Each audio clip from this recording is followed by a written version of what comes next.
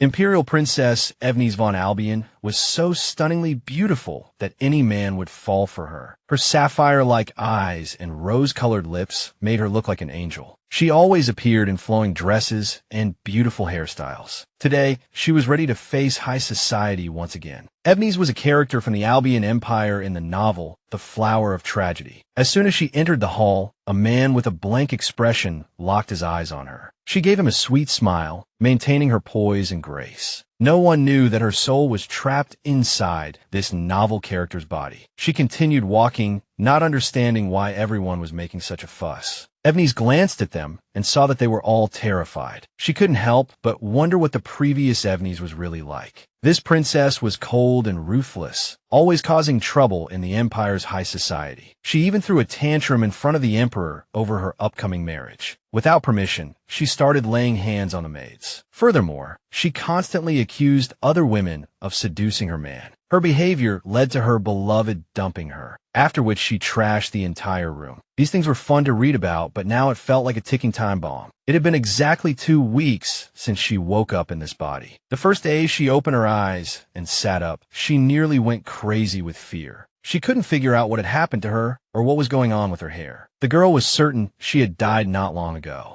That night, she was spacing out while crossing the street, and then, bam, she was hit by a truck. The thought of how she died made her head throb with pain. When the maid started calling her, "Your Highness," she turned pale with fright. The maid looked at her in surprise and said she was the Emperor's noble daughter. The girl was secretly delighted, as she already knew this from the novel. Now she was well aware of her situation and what she needed to do. She awkwardly approached the man, saying she had been wanting to meet him. She tried to act more composed and sweeter. It actually worked. He asked if he could have the honor of the first dance with her. Princess Evnes blushed and happily accepted his offer. Afterward, they walked hand in hand to the dance floor in front of everyone. The musicians noticed them and nervously selected a piece for them to dance to. The next moment, Princess Evnes closed her eyes in satisfaction. Terence Lance was the Grand Duke of the Albion Empire and Evnes's hopeless crush. Initially, he had only agreed to the engagement because of her, how should I put it, coercion and enticement. Considering everything she had done, it was obvious he couldn't stand her. He told her to relax and not act like she was walking to her death. Evnes tried to joke that if she stepped on his foot, she might just drop dead on the spot. The Grand Duke's sudden laughter annoyed her. He smirked and said that they both needed each other. Evnes saw through his nonsense, knowing he could get rid of her at any moment. He acted polite in public, but she knew his true colors. Terence Lance was a mastermind who pulled strings from behind the scenes, making many people disappear into thin air. He was playing the part of a loving partner next to someone he couldn't stand. Now, he was only toying with her like a business partner because he found her useful. The predatory look in his eyes indicated that Evnes was just an asset that could be discarded at any time. She sensed the danger and realized how risky this forced partnership was. She had no choice but to accept the rules and play the role of a loving couple. She was trapped in the middle of the story, and Saintess Sorrel had yet to appear. Unlike that girl, Princess Evnes was despised by everyone, truly hated. She was in deep trouble because her reputation was basically beyond repair. Even so, she was prepared to give it her all, to avoid dying in some tragic way. According to the novel, Princess Evnes would be taken out on her wedding day. The day she woke up in this body, the girl realized there was just over a month left until the wedding. In her previous life, she was an orphan who constantly struggled to survive. She worked hard to improve herself every day, but an accident took her life. She was angry that after such a difficult life, she had possessed the body of a useless princess. Evnes stared into Terence's eyes and silently promised herself that she would survive no matter what. For the first few weeks, the girl tried everything to clear her name. She just sat there calmly, surrounded by a group of ladies who were rolling their eyes at her. Even her stepmother directly asked her why she had bothered to come to the tea party. The girl slowly put down her teacup, as if remembering she had been told to stay away. But then, Evnes simply smiled calmly and said that it was she who had invited her. She was supposed to be a noble lady, but her wild nature only grew more and more intense. She was so out of control that all the servants were scared to death of her. But now she seemed like a completely different person gentle and kind. The maid recalled the night the girl woke up, saying she couldn't remember anything. She wanted to call a doctor, but Evnes stopped her, as if she understood everything. The maid was terrified at first, but the girl had truly become much calmer and more polite. Evnes smiled and asked if she had packed the tea leaves. After Nell, the maid, confirmed, she quickly handed her the box. She presented the tea leaf she brought from the north to her stepmother, saying it was a thank you for the invitation. The woman reluctantly accepted the gift, commenting that the aroma was pleasant. Her friends watched this unusual scene in confusion. One of them commented that the princess's arrival made the gathering more radiant. She wished Princess Sorrel could join them as well, but she was at the front lines. Everyone was worried about this war with its uncertain outcome. The women fondly reminisced about Sorrel, hoping for her safe return. Sorrel was the protagonist of a novel, highly praised for her abilities. People sidelined Evnes, considering her far inferior to Sorrel, the healer. The girl knew these women were trying to provoke her. Evnes's stepmother saw her as a thorn in her side, disrupting her plans. The princess had no intention of playing along, and with a smile, brought up the war, she declared. The Albion Empire will surely be victorious. The lady asked her why she was so certain. She had heard that the enemy nation, Lascan, had sent their youngest prince to command. They were betting he wouldn't get the support he needed back home. The ladies were shocked that she knew so much about the enemy's movements. Even her stepmother had to admit she had a point. She brought up how her fiancé still hadn't bothered to visit his new bride. Evnes immediately understood they were trying to make her look pathetic in her future husband's eyes. She turned to Terence's aunt, Duchess Rohan, and asked her to speak with the Grand Duke. The princess was surprised that they were now pretending to sympathize with her. She smiled and said that many couples' relationships improve after marriage. Furthermore, she pointed out that the Grand Duke despised mistresses. She suddenly reminded her stepmother that she had also been a mistress, adding that given her journey from mistress to empress, she should have kept that shameful past buried. Evnes started thinking about moving to the duchy after her marriage, realizing her stepmother was deliberately keeping an eye on her. She decided to make a request. She asked if she could go to the temple to pray for Sorrel's return. In addition, she also wanted to pray for the late empress. She decided to play the part of a filial daughter so that they would have no choice but to let her go. After a brief pause, the woman finally praised her for her kind heart. She agreed and remarked that the emperor would be pleased. Princess Evnes concurred and thanked her for her approval. Having gotten what she wanted, the girl bowed and decided to leave. As soon as she left, they started gossiping that she had grown up quite a bit. The stepmother guessed she had heard the Grand Duke would be at the temple for the Festival of Grace. She concluded that Evnes just wanted to chase after a man. The woman was convinced that she would make a fool of herself in public, no matter what. After that brief conversation, Princess Evnes headed straight for the temple. She gazed at the scenery, lost in thought, thinking about the upcoming Festival of Grace. Grand Duke Terence usually never went near the imperial palace, but he appeared at this celebration every year. She had deliberately asked to go to the temple just to catch a glimpse of the man. Right now, he was the only one who could help Evnes out of her predicament. With these thoughts swirling in her mind, she entered the temple for the ritual. The ritual wasn't particularly special or complicated, but it still had its unique aspects. Usually, you would place jade prayer beads on the altar as a sign of respect to the gods. In addition, you had to say a quick prayer. She was trying to focus on her request, but a servant's sneeze distracted her. She immediately apologized in surprise and asked if she was all right. The previous Evnes was a severe germaphobe and wore gloves everywhere she went. She was so obsessed that she wouldn't leave the house without them. The servant was surprised that she was walking around outside without gloves. She no longer wore them because she realized the gloves were hindering her ability. In the original story, she barely used her ability and thought she had lost it. The original Evnes just didn't know what triggered its activation. Using this ability required direct contact, hence the bare hands. A priest greeted her and awkwardly started talking about a certain old man. He mentioned that a large crowd had come today, all hoping to receive her blessing. The girl smiled and greeted the high priest. She noticed his guarded reaction and thought he must have suffered at her hands before. Afterward, the girl turned to the servants and ordered them to bring out the chest. The high priest was astonished when he saw the huge chest. The princess pointed to the pile of jewels flowers and said she was here to offer them to the temple. The man approached her in confusion and asked if this was real. The girl stopped him, saying she had one small condition. She put on her sweetest expression and said she wanted to ask him for a favor. In the end,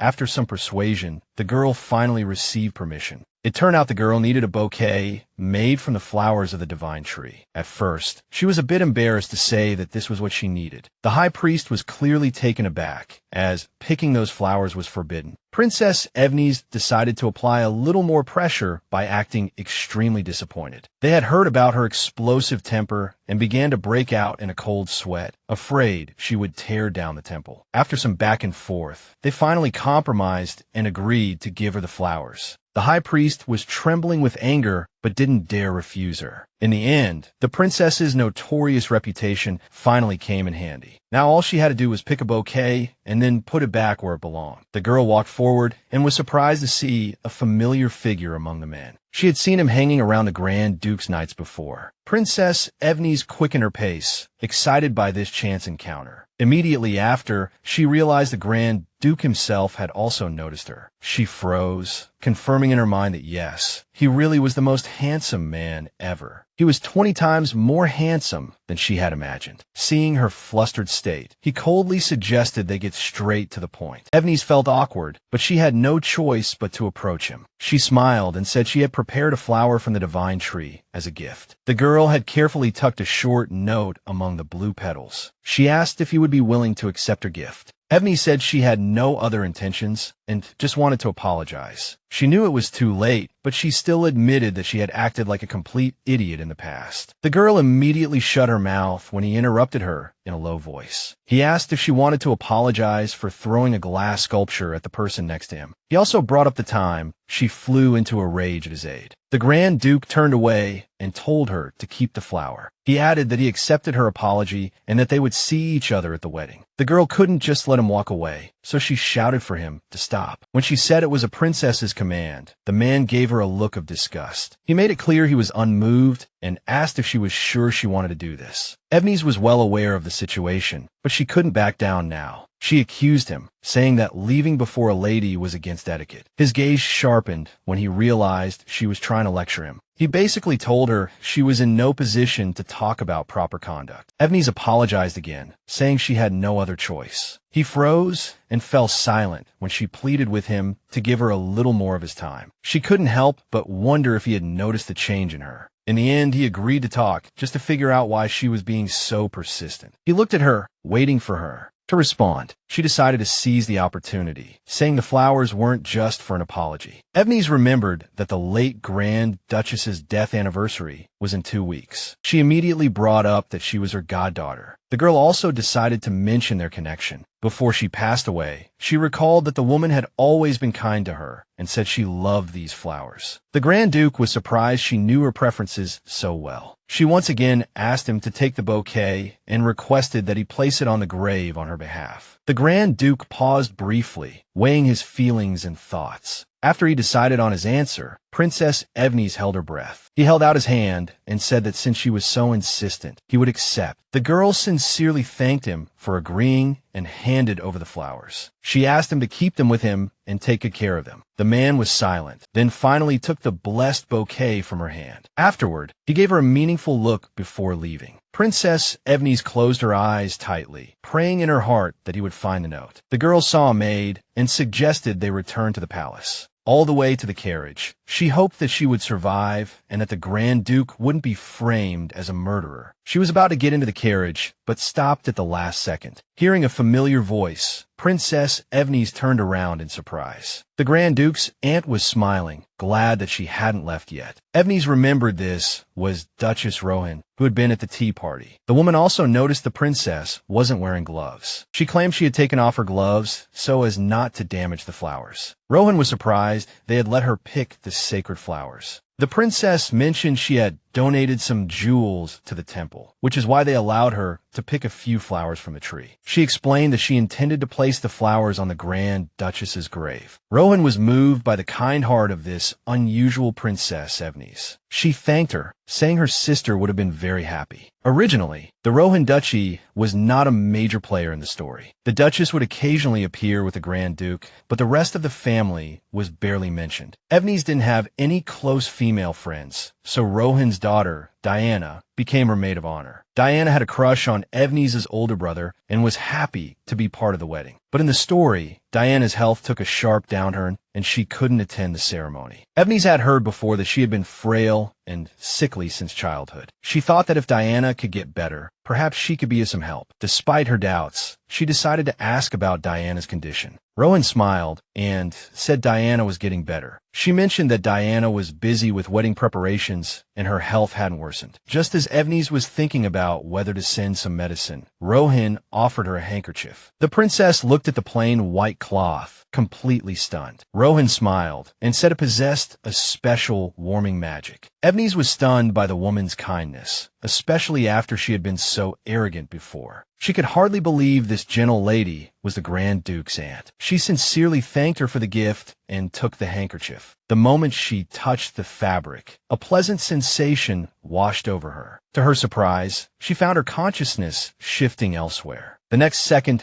she found herself in a room she had never seen before. It took her a few seconds to get her bearings. She turned and overheard a maid talking about medicine. Evnes glanced at the girl and sensed a very ominous aura from her. She saw her secretly adding some powder to Diana's medicine. Evnes immediately grew tense, trying to figure out what the hell she had mixed in. As soon as Diana drank the medicine, blood poured from her mouth. After that, all the maids rushed in, and the scene descended into chaos. Princess Evnes felt like she had just seen a vision of the future. She looked at the girl in the bed and realized it was Diana. The girl tried to call for her mother, but her body gave one last convulsion. On the way home, the scene she had witnessed replayed endlessly in Princess Evnes' mind. She stared blankly at the carriage, as if struggling to breathe. Evnes glanced at her reflection and was once again lost in her memories. She remembered all the sensations after touching the shawl. When she came to her senses, she was looking at the surrounding garden again. Rohan noticed her confusion and decided to ask what was wrong. Princess Evnes found it difficult to tell her the news about her daughter's death. At that moment, she was the only one who had witnessed that scene. She realized her unique ability to see the future had finally activated. Evnes remembered the vision and was once again certain she had seen Diana. She deduced that the powder was some kind of substance meant to harm Diana's health. If it weren't for that, the girl could have been the maid of honor as planned. The place in the vision was definitely the Grand Duke's residence, as everyone was dressed lavishly. She speculated that what happened was related to the upcoming ball at the residence. Evnes decided to ask a question before leaving the residence. She asked if the Duchess was planning to hold a ball at the estate. The girl mentioned she had heard something from another noble lady. Rohan remembered and said the ball was scheduled for Diana's birthday. The princess was happy to hear this and quickly expressed her approval. Her blessing. They had planned the ball for their annual family celebration and couldn't postpone it. Many people were unhappy about holding a ball while the Grand Duke and the Emperor were at war. Even though they were away, they still agreed for the ball to proceed as planned. After a short silence, Evnes asked for an invitation to the party. Rohan immediately started to worry about how the Grand Duke would react if they met. Evnes thanked her and promised to keep a low profile. In a carriage, the maid suddenly mentioned that they would be living at the estate soon. She handed her a coat and told her she should put it on. Princess Evnes agreed, then asked just how sick Lady Diana was. She suffered from a chronic illness and also had a rash all over her body, so she always wore high-collar dresses to cover it up. Princess Evnes was shocked by Diana's situation. She glanced at the sky, realizing another precious day had slipped away. The girl felt like she was trapped in some kind of crazy survival game. She knew she was doomed if she didn't find a way to live. Against all odds, she had managed to get the flowers into the Grand Duke's hands. From now on, everything depended on how much he believed her story. She thought she had one more chance to see the Grand Duke tonight. Evnes wasn't sure if it would work, but she hoped for the best. The whole time, she was praying in her heart that everything would go well. Finally, she told the maids to go back to their rooms and rest. They were all stunned, as they could see she had truly changed. That evening, the Grand Duke appeared at their appointed meeting place. He stared thoughtfully at the floor waiting for the girl to arrive. A second later, he heard soft footsteps behind him. Princess Evnes looked very happy to see he had come. The Grand Duke turned around and said coldly that he had been standing here for a long time. The girl was surprised that he was calling her out for being 2 minutes late. She decided to get to the point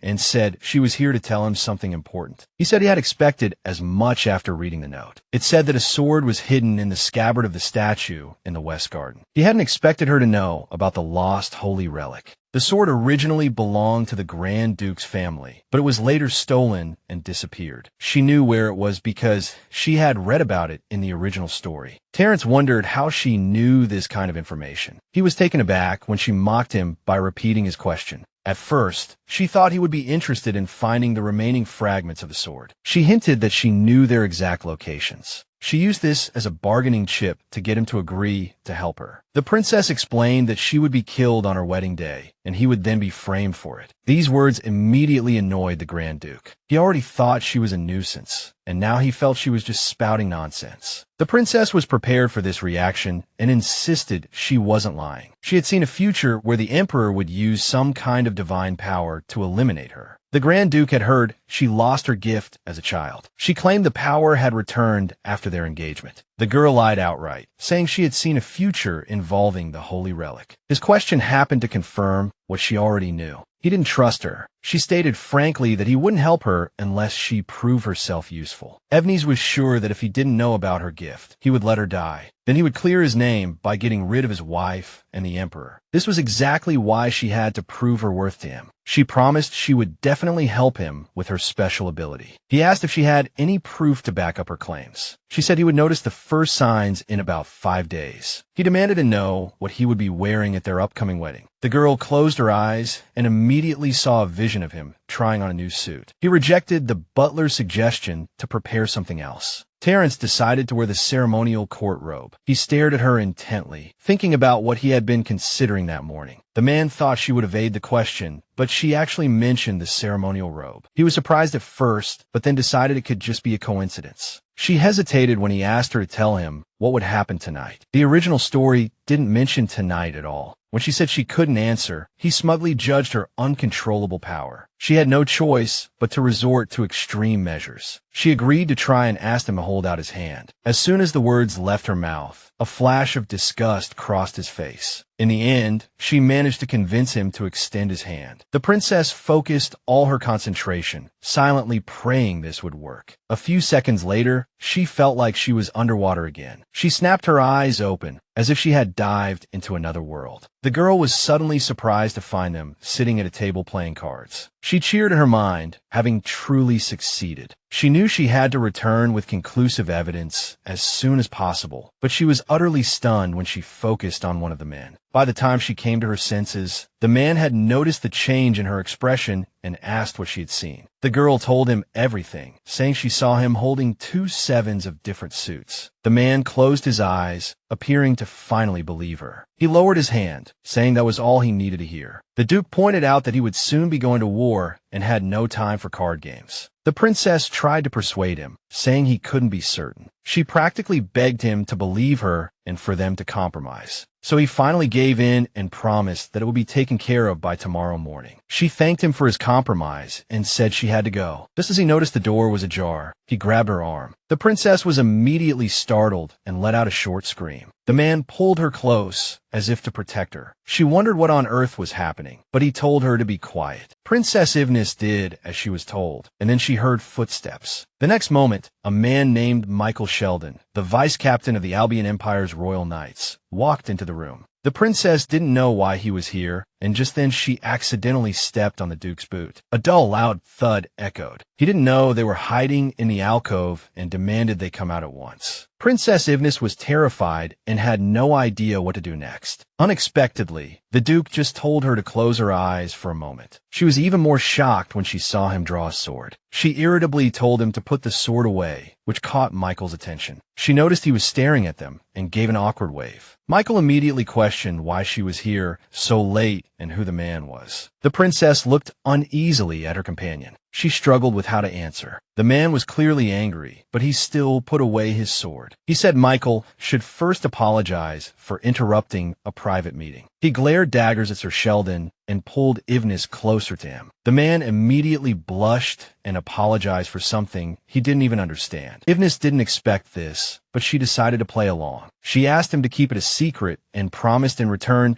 to keep the secret of the third brick. Michael was shocked that she knew such a detail. It was in the middle of the left stone wall, the place where Michael and Sorrel secretly exchanged letters. They usually exchanged important information there and talked about daily life in the palace. It was their secret, but she had to play her trump card to make him keep quiet. She hinted that he could be in big trouble if the truth came out. He clenched his trembling fists and swore on his honor to keep what he saw a secret. The girl thanked him and said the Duke would escort her. After that, he hurried away, leaving the two of them in the dark. Terence was impressed that she could find the weakness of such an important person. The princess clarified that today's situation should not be made public. Terence immediately guessed she was afraid she would cause trouble for Michael. He said he only intended to knock him out, nothing more. Princess Evnes was shocked to discover he was Michael's half-brother. It was well known that Michael was born from an affair between the former Grand Duke and a maid, and his mother was eventually abandoned by his father. And the secret of his birth was kept. The original novel mentioned that Duke Terence knew this fact. He was prejudiced against Michael, even though the man was innocent. Princess Evnes insisted they should go their separate ways. The Duke said he understood and left quickly. Evnes also said goodbye, hoping they would meet again soon.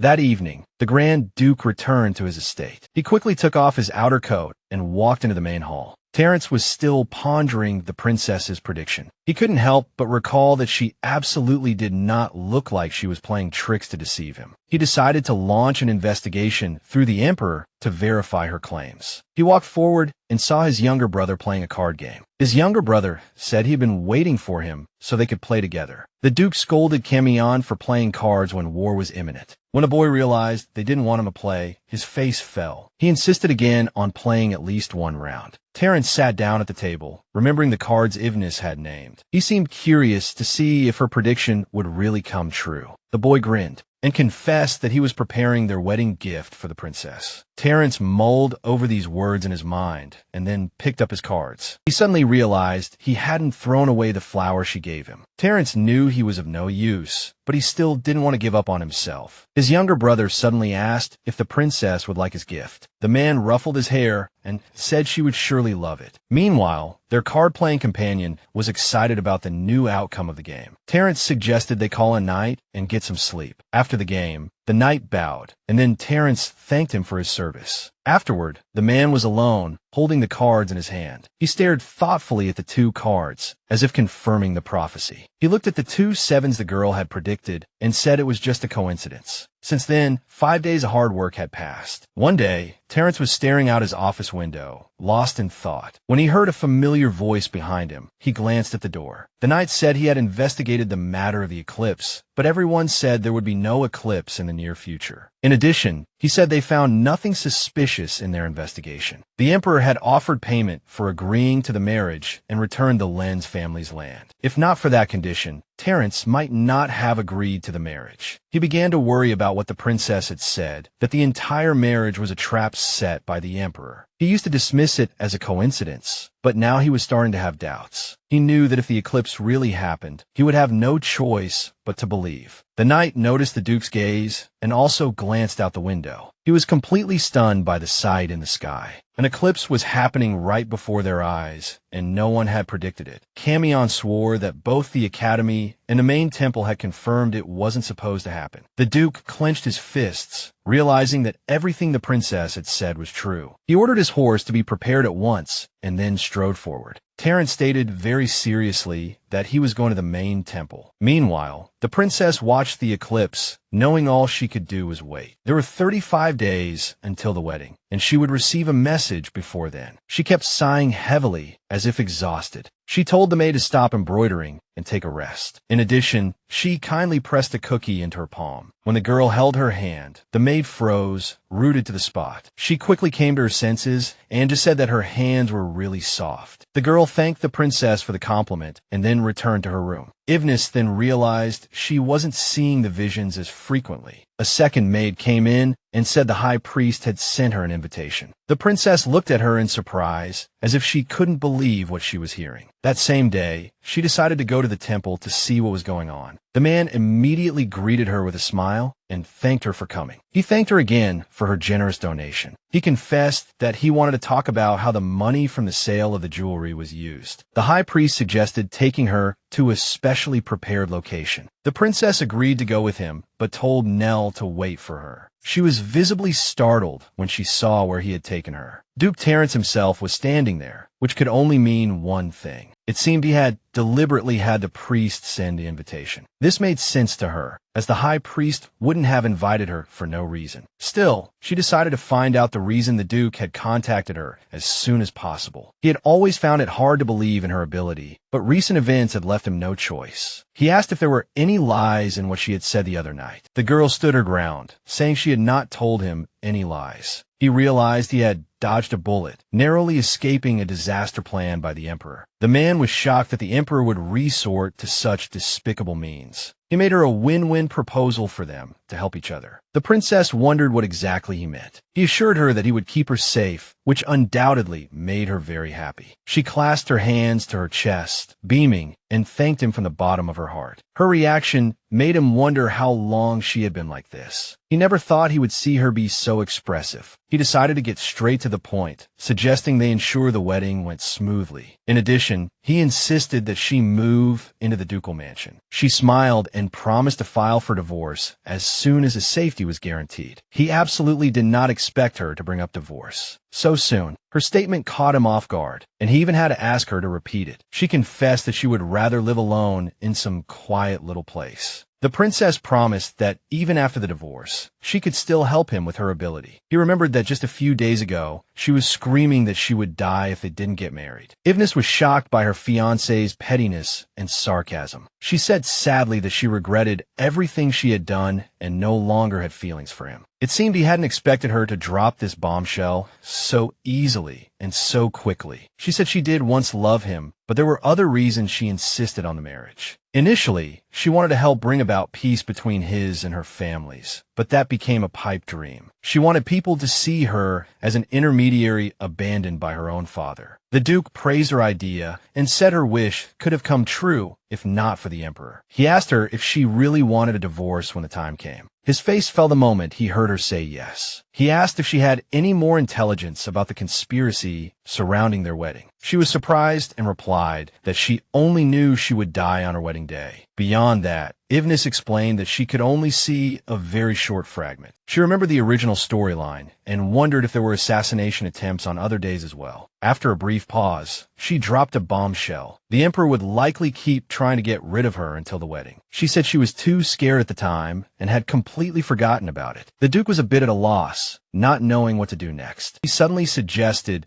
they pretend to be in love and be inseparable. He doubled down, saying it was the best way, and that she could foresee the future when she was with him. It seemed Princess Evnes was not very keen on this plan. Furthermore, he added that it would be easier to clear him of suspicion this way. Suspicion of murdering her. Princess Evnes agreed with his idea, but something bothered her. The main obstacle was that the man was a terrible actor. In the original timeline, he also pretended to be deeply in love with Sorrel. Even the novel explicitly stated that the man was clueless about love. She knew it would be hard to make people believe he had fallen for Evnes, the girl he hated. She tried to point out that it might actually make people more suspicious. He noted that she had apologized to him several times and had started acting friendly in public. He felt that people might actually understand why he would be interested in her. The Duke insisted that they still wouldn't think he was pretending. He reminded her that Given everything that had happened recently, he had no reason to feign interest in her. The princess knew people would start to wonder what he stood to gain from it. Besides, this way, she could actually stay at his estate and unlock her precognitive abilities. In the end, she decided to go along with his crazy plan. He asked if she could get the duchess's permission to attend the ball with him. The princess told him not to worry and reminded him there was a way. She agreed to go with him and announced her new request. On the way back,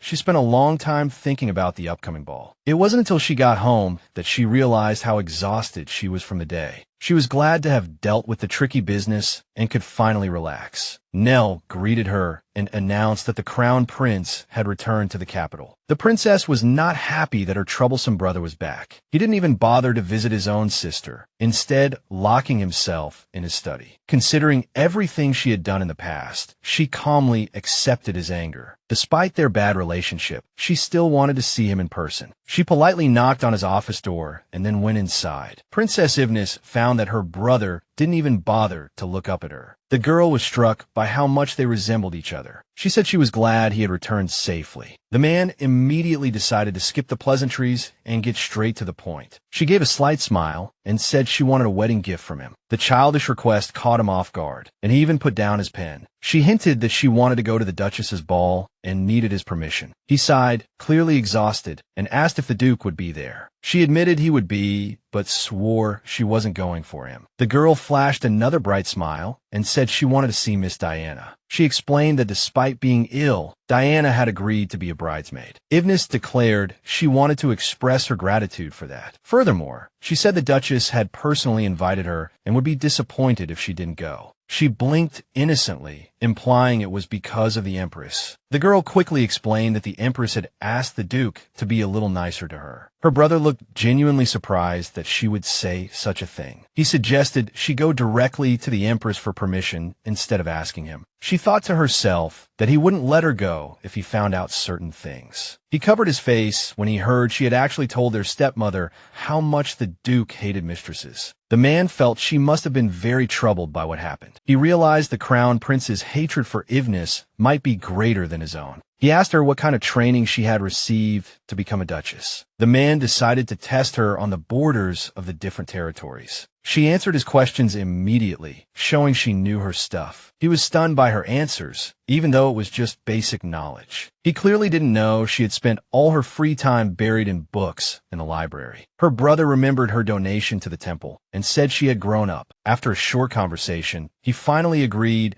to relay the message that she would attend the ball in his place. The girl was very excited that she had finally achieved her goal. She was about to slip out of the office, but he called her back before she left. He told her that if she needed anything, she could always come to him. The princess was clearly surprised, because even in the novel, he never cared about his sister. Afterward, she hurried back to her room and found Nell waiting for her. The maid greeted her with a smile, saying she had already drawn her bath. Before relaxing, Evnes decided to go see the new maid. She introduced herself as Chloe and said she was starting work today. The princess immediately remembered that this maid had been sent by the duke. He had mentioned it when they were talking on the temple balcony. He said he would send a maid over before she arrived at the palace. The man was sure this would guarantee the princess's safety before the wedding. It turned out she wasn't just a maid. She was also a bodyguard. A few days later, she was getting ready for the ball. On the way to the palace, she was feeling nervous about the upcoming party. She couldn't bear the thought of making a mistake while dancing at the ball. Nell supported her, reminding her how much they had practiced. The girl thanked her for her support and all the help she had given. She glanced at the box, knowing she couldn't just stand by and do nothing. Besides that, she was also worried about Diana's situation. She was trying to protect Diana, hoping for a favor in return later. After a while, she finally arrived at the ducal mansion. They exchanged greetings and thanked each other for the meeting. Diana Rohan also appeared just to say hello to the princess. Evnes was all smiles, very happy to see the girl. She also heard that Diana was doing much better after resting. Evnes decided to give her a gift to thank her for being her bridesmaid. Diana thanked her and admitted she couldn't wait to show her the dress she had picked for the big day. Diana's mother offered to give the princess a tour of the palace. Afterward, they entered the palace, and Diana showed her everything. Evnes kept a close eye on every maid that walked by.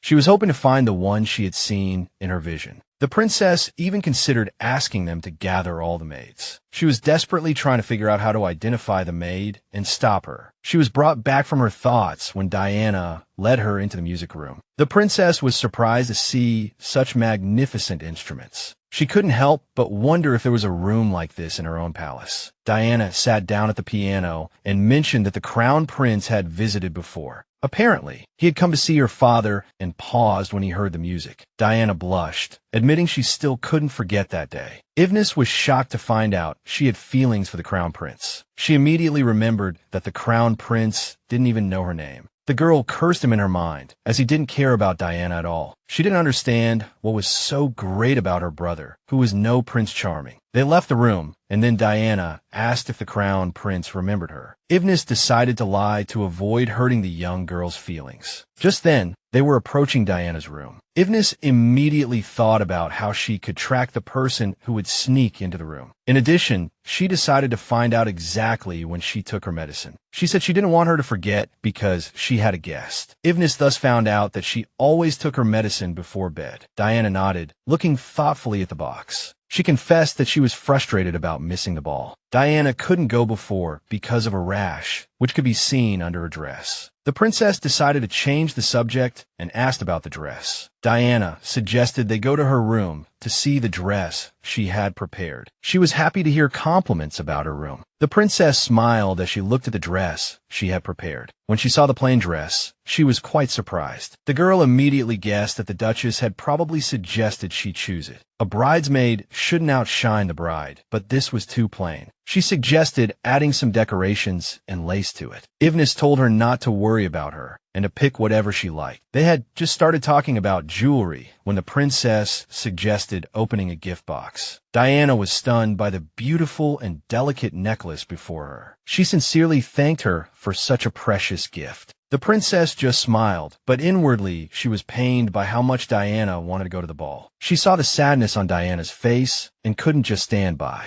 Evnes decided to take action and suggested they go downstairs. Diana smiled and said there were many things downstairs she wanted to show Evnes. She happened to overhear some nobles talking about the weather. She glanced at the people, wondering how they knew the duchess. The girl looked around, wanting to see what her friend thought of all this. The group immediately started gushing about how beautifully the duchess had decorated the hall. They all said smugly that there was no way Diana could come. They all acted concerned, but you could tell they were suddenly making fun of her. She felt the injustice of it all and knew she couldn't let it slide. She deliberately raised her voice, pointing out that the guests had arrived. The people immediately rushed over to greet Her Highness, the princess. When a woman said she hadn't seen her since the tea party, she gave a malicious sneer. Evnes said she didn't remember her at all because her family name was at the end of the registry. She thoroughly humiliated the smug lady by saying they didn't know each other. The heraldic registry contained the genealogies of all the noble families on the continent. By pointing this out, she showed them that any misstep would come at a price. The people scrambled to make amends, saying they were relatives of the Rohan family. The princess said they looked like ill-mannered people, criticizing their host like that in the hallway. That remark hit them so hard they were completely speechless. She ordered them to watch their words. Her sly smile sealed the deal when she said she was going to relax here. They declined her offer to join them and decided to stay downstairs. Evnes turned to Miss Diana and suggested she go get some rest. She asked her to keep what had just happened a secret from her mother. Diana sincerely thanked her for trying to defend her honor. Evnes was satisfied with having taught them a lesson and decided to go back to her own business. Meanwhile, the Duke was sitting in a carriage surrounded by knights. They were discussing signs of a large-scale uprising in the southern region. It turned out the reports were exaggerated, and there was no actual rebellion. The aide didn't understand why the emperor was going to such lengths. He asked Camion who people would suspect if something happened to the princess. The knight immediately grew worried and asked if he was planning to harm the princess. He saw through the Duke's intentions, knowing he would be made the scapegoat. Camion wondered why he was suddenly asking about this. He dodged the question and asked instead if there was any news from the princess. It had been a full 5 days since they met, and they hadn't been in contact. He again suspected she was playing with him when she said she no longer loved him. He himself had considered divorce before, but he never thought he'd hear it from her. He couldn't figure out why her words were upsetting him so much. Camion pressed him wanted to know why he had brought so many knights to a ball. The man stared into the distance, lost in thought, and said he was doing it at someone's request. He decided to keep quiet about what exactly Evnes had asked him to do. Just then, the girl was getting ready to meet the Duke. But first, she decided to prepare for the main part of her plan. She needed Nell to steal the music room key from the Duchess while everyone was in the ballroom. The princess asked her to use the key to open the door and wait for him inside. She looked at the maid seriously and asked if she could do it. Nell was startled by the risky plan, but she couldn't refuse. Before starting, she decided to go over the plan one more time. She was supposed to head to the music room after the third dance. After that, she was to follow the maid who entered Diana's room. Then she had to rush in as quickly as possible. Despite her confidence, the maid was quite dismayed by her plan. She nervously mentioned that the reception room was ready, but the princess didn't seem to immediately understand which room she was talking about. A moment later, everyone present was ready to welcome the princess, which reminded her of the tradition of guests waiting in the reception hall. They apologized for not giving her the welcome she deserved, and the princess smiled, saying it was the Grand Duke who had insisted she come. All the ladies were shocked that he would make such a request, and just as she expected, everyone couldn't help but think she was crazy. Meanwhile, Terence had just arrived at the ducal residence, and his aunt hurried forward to greet him, telling him the princess had already arrived. He could see her concern and told her not to be nervous, saying everything would go smoothly. The lady patted his shoulder, saying she was really happy to hear him say that. She glanced toward the mansion, mentioning that the third dance was about to begin. The lady told him he should go over and grace the crowd with his presence. On his way to the ballroom, he ran into an acquaintance who immediately started talking about how his preparations for a business trip were going. It was clear from his words that he, too, was avoiding marriage. Terence guessed this had to do with his own act in front of the princess. Before the dance began, he scanned the room, trying to find Evnes. When he heard the crowd start to murmur about the princess, he immediately turned around. The girl stood like a beautiful flower in the very center of the crowded hall. She looked at the man, smiling sweetly, as if she had already gotten into character. Terence was surprised by the gentle look in her eyes as she looked at him. He walked straight toward her, ready to start a casual conversation. The ladies around them immediately began to gossip, saying it was the first time they had ever spoken in public. She smiled and asked if that was all he wanted to say to her. Unexpectedly, he just looked at her silently and gently, as if he had gotten into character. The next moment, he decided to do something he never thought he would. The man knelt on one knee and asked if she would grant him the honor of a dance. The crowd was stunned when they saw them touch. After that, they immediately became the focus of everyone's gossip. I think even the band was bewildered by this sudden turn of events. Terence and Evnes looked at each other as if they truly had feelings for one another. He thought to himself that she looked thinner than she had a few days ago. She had mentioned before that she liked to dance, but now she didn't seem to be enjoying it. He kept analyzing her, realizing she looked sad. The next second, he recoiled, surprised at himself for even thinking such things. He tried to console himself that he was just worried it would affect her abilities. Terence was so lost in thought that he squeezed her hand painfully. The princess thought to herself that she should point out how well their plan was going so far. She smiled and said she felt relieved, but that feeling vanished the moment she caught his intense gaze. The man was so handsome, it took her breath away. She finally managed to exhale and mentioned that the dance was going well. She turned her head and noticed everyone was looking in another direction. Evnes tried to figure out what was happening and was caught completely off guard. She definitely hadn't expected her cold-hearted brother to show up at the party. He had previously said he was too busy with work to come. The Grand Duke's aunt immediately rushed over to greet the Crown Prince. She apologized that they hadn't expected him and failed to give him a proper welcome. He thought it wasn't right for his sister to attend the ball alone, so he decided to come as well. The Grand Duke approached the man and hurried to greet him. Evnes's brother said it was reassuring to see them getting along so well. Terence decided to reinforce that impression and gently placed his arm on Evnes's shoulder. He said they were engaged, so their closeness was perfectly natural. The gesture shocked everyone, including the Crown Prince. Evnes looked at the Grand Duke in surprise, trying to figure out what had gotten into him. The novel said he was a terrible actor, but his performance now was completely beyond expectations. He asked for permission to take the princess away for a moment. The man said he wanted to talk about wedding plans and show off his estate. He put it so nicely that I basically had no choice but to agree. Aunt Rohan, meanwhile, said "Oh, it truly warms my heart to see you two getting along so well." Terence gently squeezed the princess's hand and admitted he had been a real jerk to her before. He said he felt terrible for misjudging such a wonderful and kind person. Every word he said made Evnes blush and her heart race, as if they were truly head over heels in love. He noticed she was flustered and asked if she was all right. Terence pointed out that she was sweating a lot and suggested she go rest in the drawing room. She accepted his offer, saying she hadn't danced in a long time. The crown prince was so caught off guard that he didn't even try to stop them. Terence pulled her to a secluded spot and said that was enough for one day. The girl agreed, saying they had certainly made the right impression. Afterward, she turned to look at the man, as if trying to figure him out. She couldn't understand how a person could change so quickly. Terence seemed to sense her gaze and turn around. He immediately asked why she was staring at him like that. Evnes quickly asked if he had brought enough knights. The girl knew the effect the war had on them and felt a sense of relief. This was exactly why she had specifically asked him to bring his knights. She admitted she hadn't been able to identify the maid yet. The princess guessed she was lurking, waiting for the right moment to strike. They agreed to wait until she put the drug in Miss Diana's water before making a move. She stated the time Diana takes her medicine and suggested they wait here. The princess was shocked when she saw him walking straight toward her. He decided to ask her directly if the crown prince knew she was in danger. She said he was completely unaware and asked why he was asking. He couldn't figure out why she had asked him for help instead of her brother, the crown prince. She couldn't very well say that in the original story, Terence was the one who came out on top. Terence admitted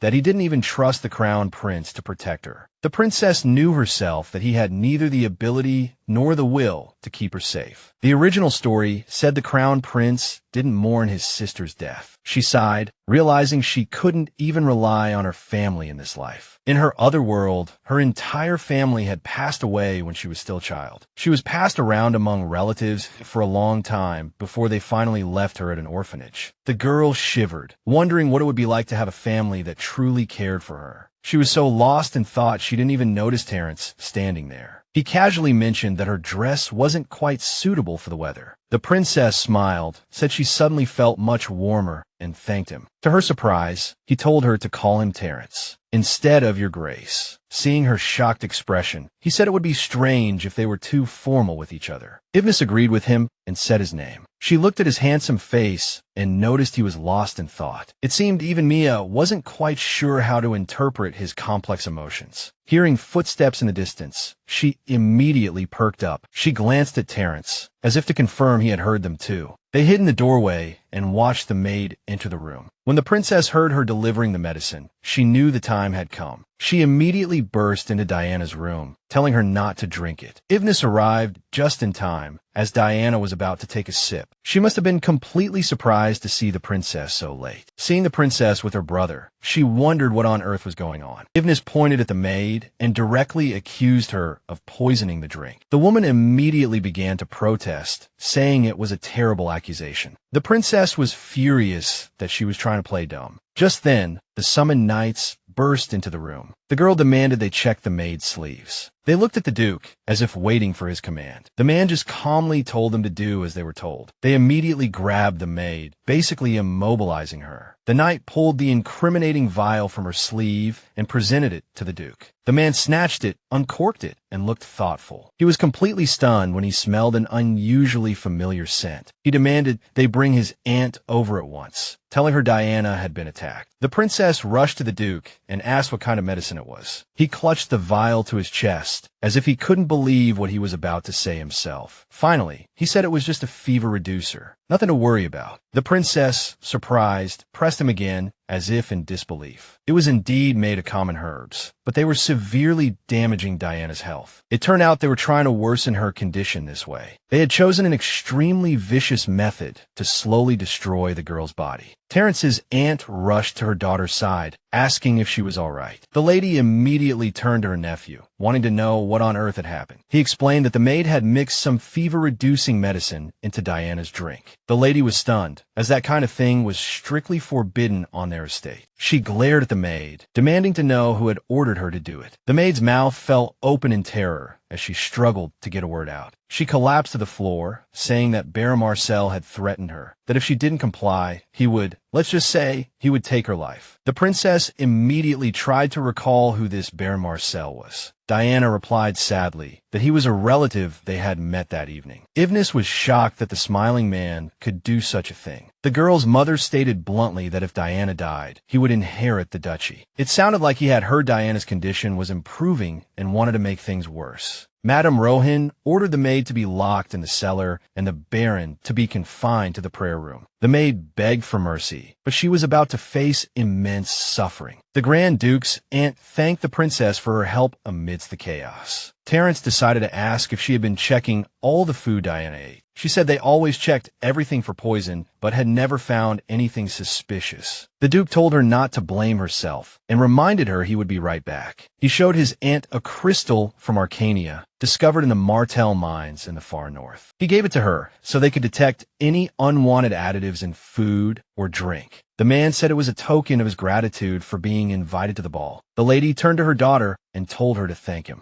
To their surprise, Diana suddenly burst into tears, saying she had ruined their celebration. Her mother immediately tried to soothe her, saying it wasn't her fault. The princess couldn't help but wonder if Diana's illness could be completely cured. She decided to try and use her ability to find out. Evnes gently touched Diana's shoulder and told her not to cry. She silently cursed herself for having such a useless ability. In her moment of anger, she felt the image before her begin to darken. The next moment, she snapped her eyes open and could finally see the picture clearly. She found Madame Rohan sitting there in full formal attire. She was heartbroken, as if she had lost someone close. The lady was cursing the injustice of it all, especially now that they had finally found a cure. The princess tried to make sense of it, thinking they had already saved Diana. Her assumption clashed strongly with the gloomy atmosphere in the room. A man sat opposite her, telling her it wasn't her fault. He concluded sadly that no one could have predicted her passing. The princess was stunned, refusing to believe that Diana had actually passed away. She just stood there with wide eyes, not knowing what to do next. The girl silently watched as this sad scene from the future unfolded. She tried to cling to the hope that things could still be turned around. Evnes silently pleaded in her mind for the lady to say the name of the cure. The princess then noticed the duchess's dress. It looked much lighter than the clothes she was wearing now. This could only mean the premonition represented the summer. But this information wasn't enough, as it was unclear how long that would take. She racked her brain to catch any detail about the medicine. It was disappointing when she realized the vision was fading. The next second, she was back in familiar reality. Diana anxiously asked if she was all right after suddenly spacing out like that. She immediately started to worry that her behavior had been suspicious. The princess told Diana not to blame herself for what happened. She couldn't accept that this girl would actually die in front of her. The vision did indicate that a cure existed somewhere. She asked Diana if she would like to visit her at her palace sometime. The girl started to have some reservations, as she hadn't even officially debuted in society yet. The princess said she understood, but tried to give her a little confidence. She added that since she was helping them with the wedding preparations, no one would ask questions. Diana's mother watched happily, seeing how kind the princess was. She did her best to support Diana and asked her to help pick out a dress. They didn't know that she was hoping to see another vision. The princess wanted to do everything she could to find the cure. She finally convinced the girl to agree. Seeing that it was getting late, they said their goodbyes. The princess left Diana's room and sighed wearily. The Grand Duke sincerely thanked her for saving his cousin. The princess was surprised and replied that she was just doing her duty as a member of the royal family. He praised her abilities again, saying he was pleasantly surprised. She knew he would never praise her without a reason. The door cracked open, and a woman appeared before them. Evnes saw that Duchess Rohan looked worried. She bowed her head and said she was truly grateful for everything that day. In addition, she admitted she had completely misunderstood her all this time. The Grand Duke interjected that he wished for their involvement to be kept secret. He thought their help might put the duchy in a difficult position. The Duchess agreed to his terms and promised they would keep it confidential. She mentioned she would come by later to thank him formally. The man said he would be staying here, and that she should return to the palace first, before saying goodbye. He hoped their paths would cross again. Although she didn't really have a choice, she still wanted to keep seeing him. Afterward, Evnes returned to her carriage, feeling she had done her duty. She paused when her brother asked if she was returning to the palace. The girl calmly replied that it was late and she needed to go home. To her surprise, he offered his hand and suggested they go home together. It was so out of character for him that she thought she was going crazy. She wanted to refuse, knowing he would want to question her about Terence. Luckily for her, a servant from the ducal house appeared behind him. He informed the crown prince that the duchess wished to speak with him. The man calmly agreed, saying he would be there shortly. Realizing he couldn't leave with his sister, he said they would talk another day. The princess guessed the duchess wanted to talk about punishing the baron. In this country, punishing a nobleman required the emperor's approval. In his temporary absence, Arlington was the only one who could grant it. The next morning, the princess was lounging in her favorite bed. The maid smiled and greeted her when they saw she was awake. They immediately offered her a robe and suggested starting the day with a hot bath. They seemed much more polite now than when she used to throw tantrums. Evnes turned over and noticed something strange. She saw that one of her maids looked extremely nervous. When she said she wanted to ask something, all the maids clenched their fists. The maid asked if she was with the Duke last night. The princess smiled and said they had guessed correctly. The maid blushed and asked if he had really confessed his feelings to her. Evnes understood their interest, but didn't expect it to this extent. They froze in front of her like three hungry puppies waiting for juicy details. They were waiting for confirmation of the wild rumors that he had poured his heart out and apologized for everything. Before she could answer, she heard that the empress wanted to see her. The princess was visibly surprised that her stepmother wanted to see her. She quickly got ready and headed to the room where the empress was waiting. The woman greeted her stepdaughter sternly and asked if she had enjoyed the ball. The girl took a step closer and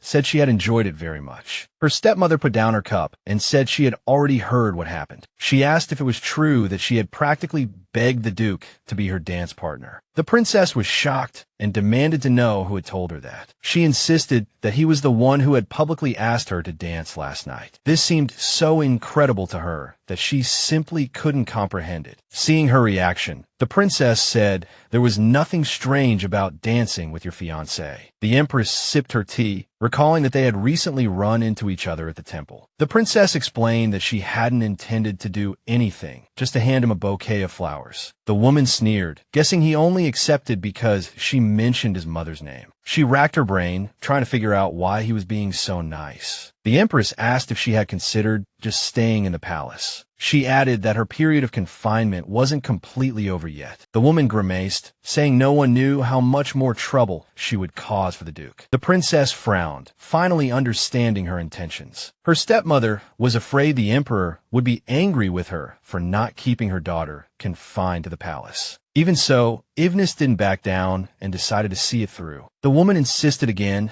that she had already been out and about. She implied the Duke might prefer her to lie low, so she was basically advising her to stay put, not wanting to defy the crown prince. Evnes thought to herself that she now agreed with what she was saying. To her surprise, the girl smiled and announced she wanted to move into a convent. She said the emperor would be pleased if she spent her time praying until the wedding. Evnes pointed out that her great-aunt and two former princesses had stayed in convents. As soon as she mentioned this, a flicker of concern crossed the empress's face. Her great-aunt had been confined to a convent, while her mother had been executed as a criminal. It was believed that a princess who stayed in a convent was purifying herself. The empress asked what she imagined life in a convent would be like. Evnes said she wouldn't mind living a quiet and humble life before her marriage. The girl deliberately brought up what people would think if they knew she went there on the empress's advice. The woman knew she was being backed into a corner. Evnes knew it would look like she was being confined, or something of the sort. In the end, the stepmother said they should reconsider. The princess saw her chance and asked to meet the Duke tomorrow. The empress, realizing she'd been played, was furious. Evnes was thrilled with her own wit and prepared for her next move. Knowing her stepmother was cornered, she feigned ignorance. The woman was so angry, she nearly jumped out of her seat. A maid interrupted them, announcing that a wedding gift for the princess had arrived. She was completely bewildered that the Duke had actually sent something. It seemed the princess hadn't expected a gift so soon either. On top of that, he asked if she could get permission to leave the palace. The princess perked up, realizing her little gambit was about to to pay off. Evnes walked directly to her stepmother and asked if she could go see her fiancé.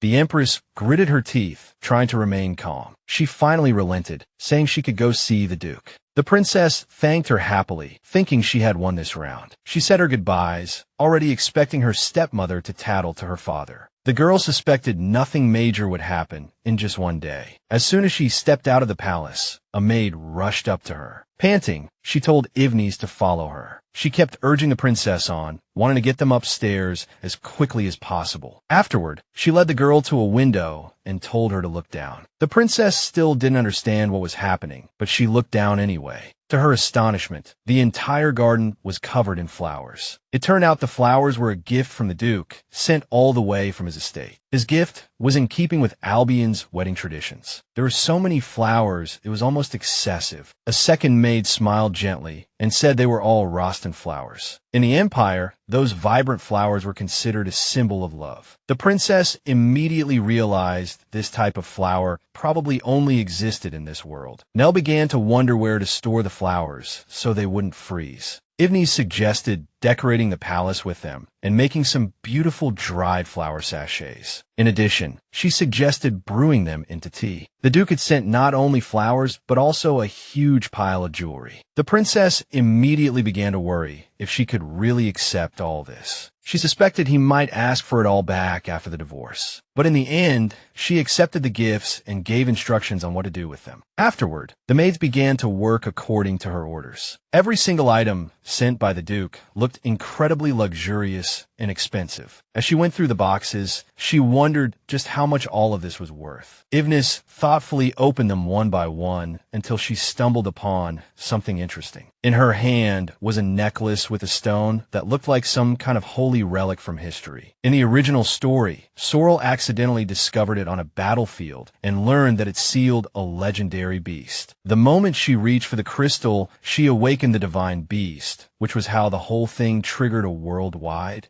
situation. She immediately recalled that the holy relic in the original story wasn't this small. Evnes kept staring at the crystal, lost in thought, trying to figure things out. She asked Nell to summon the knight who had delivered the gifts. Just then, the man arrived and greeted her on one knee. Evnes mentioned she was curious where the Duke had gotten the necklace. The man admitted it was a family heirloom, passed down through generations. The princess froze, completely shocked that he would entrust this to her. She told herself she would soon be the duchess and could return it to him later. You know, Evnes decided to ask about the gem's special properties. The man couldn't answer, saying he had never heard anything about it. The princess thought to herself that it was probably just an ordinary stone then. The knight noticed she was flustered and asked what was wrong. The princess smiled and asked him to convey her thanks to the Duke. She closed the box, deciding to wait for Sorrel's appearance. A few days later, the maid Nell was walking thoughtfully down the corridor. She had intended to deliver essential oils to Evnes's bedroom, but she was stopped. They decided to stay in the drawing room together and talk about the recent changes. The maids all agreed that they were starting to grow fond of the princess. They thought it was because she was about to marry the Duke. Nell listened to their speculation, knowing full well that the real reason was something else entirely. They didn't know that after that hunger strike, she had lost her memory and even forgotten who she was. Since then, she no longer caused trouble, wore a smile on her face, and even walked around without her gloves. At first, this had worried her, but now everyone was starting to like the princess. Nell stood up, saying she had to go see Her Majesty the Empress. She bid farewell to the other ladies in waiting and thanked them for the cookies. As soon as she left the room, she saw a maid carrying a basket. Lana looked thoughtfully at her colleague. To Nell's surprise, she walked past without a word. She suddenly tripped the girl, sending her sprawling. Nell watched in horror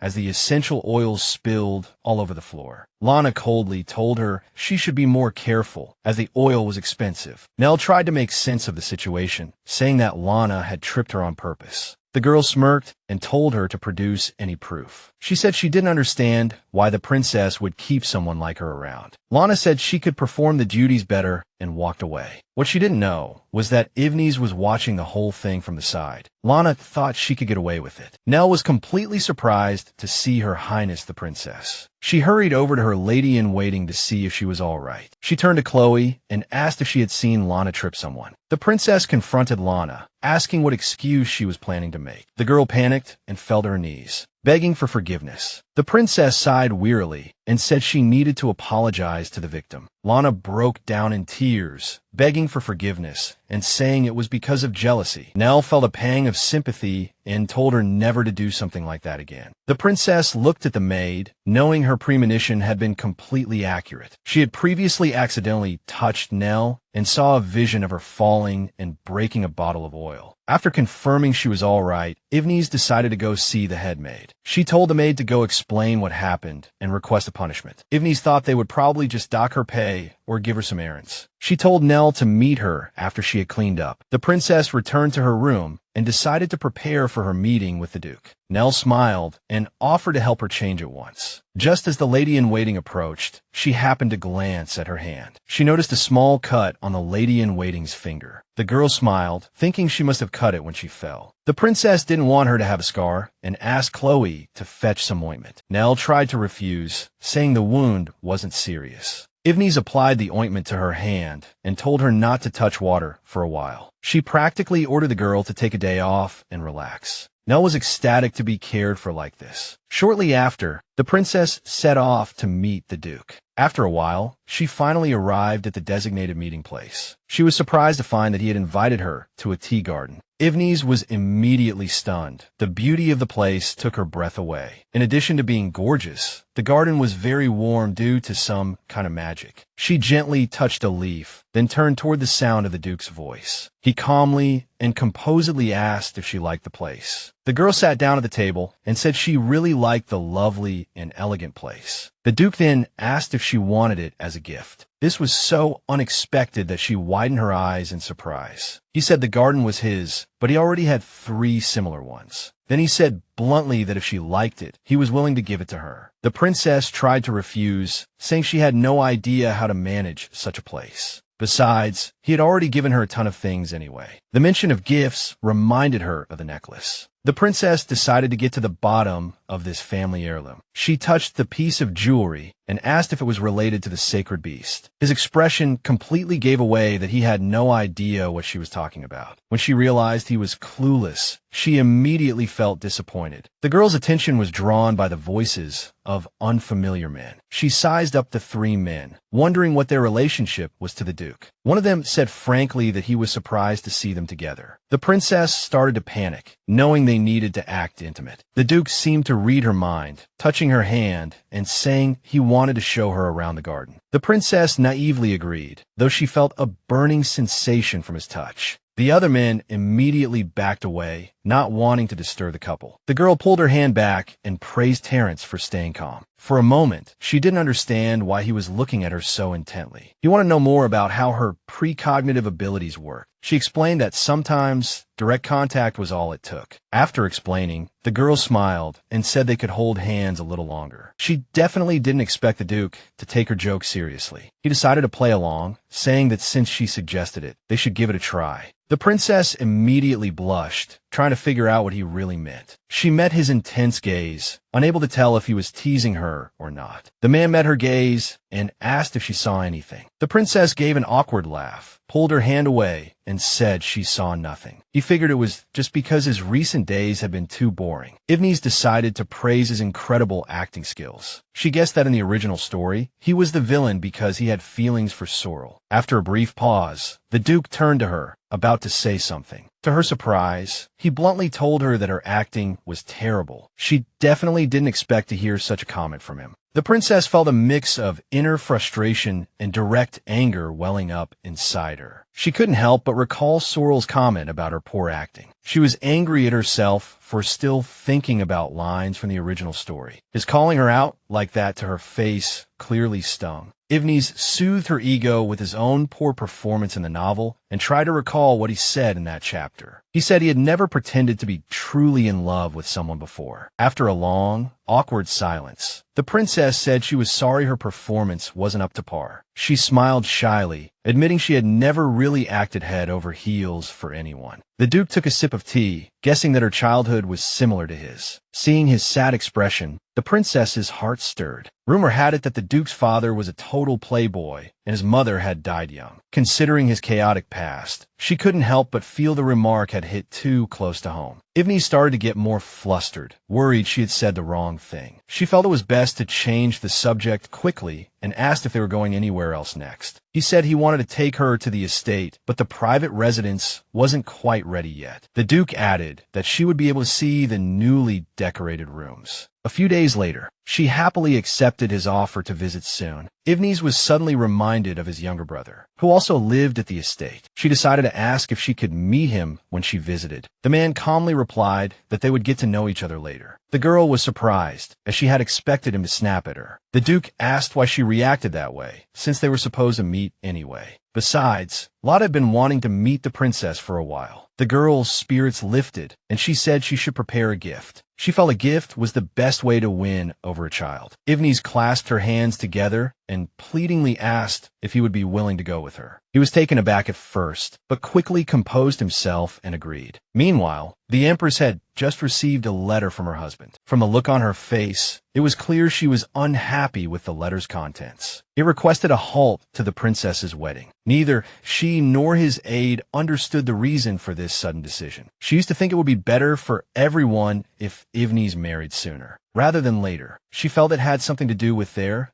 complicated situation. The late empress was a foreign princess who had grown up surrounded by love. As soon as she married into the empire, her life became lonely and miserable. To make matters worse, the emperor did not love his wife, but rather his mistress. In the end, she died of a broken heart. The stepmother had expected Eve to meet the same fate, but things had taken a strange turn. She never expected them to talk so sweetly, like a real couple. Even so, the empress still didn't understand why her husband would go to such lengths. She thought that if Eve married someone else, the Duke's power might grow. The woman could not let the Duke fall in love with Evnes. She angrily crumpled the note, cursing the emperor's order. The man mentioned that Princess Eve had been unwell recently. He wondered if she had fully recovered during that time. The woman gave a cunning smile and said it would be such a shame if she fell ill. She made a momentous decision, thinking that Eve falling ill would help cancel the wedding. A few days later, Evnes finally got to visit the estate. She held her breath as she realized the carriage had finally arrived. On this cold winter day, she had decided to wear an elegant blue dress. The Duke was there to greet her. As soon as she stepped out of the carriage, he immediately dropped to one knee, kissed her hand, and thanked her for coming. The Duke turned and gestured to his younger brother, standing behind him. The boy was caught off guard and blushed, and greeted the princess. The princess smiled sweetly, happy that they were finally meeting. She told him she had brought him a gift and suggested he take a look. The girl gave him a magnificent model ship, which he loved. The princess had heard he wanted to be an admiral, so she gave him a replica of a warship. Lotte said he had also prepared a wedding gift for her. He shyly asked her to tell him if she wasn't satisfied with it. So the girl agreed to see the gift and was invited inside. It turned out Lotte had prepared two small figurines, the Duke and the princess. The princess was stunned by the detail of the two dolls. She carefully examined the two happy and lively little figures. She was truly amazed by how intricate the figurines were. Lotte proudly opened a small box to show the materials he used. Evnes touched the strange, sticky substance, which was definitely not any kind of glue she knew. She pulled her finger back in surprise and asked what on earth it was. The girl saw the prototypes for the final product and found they looked,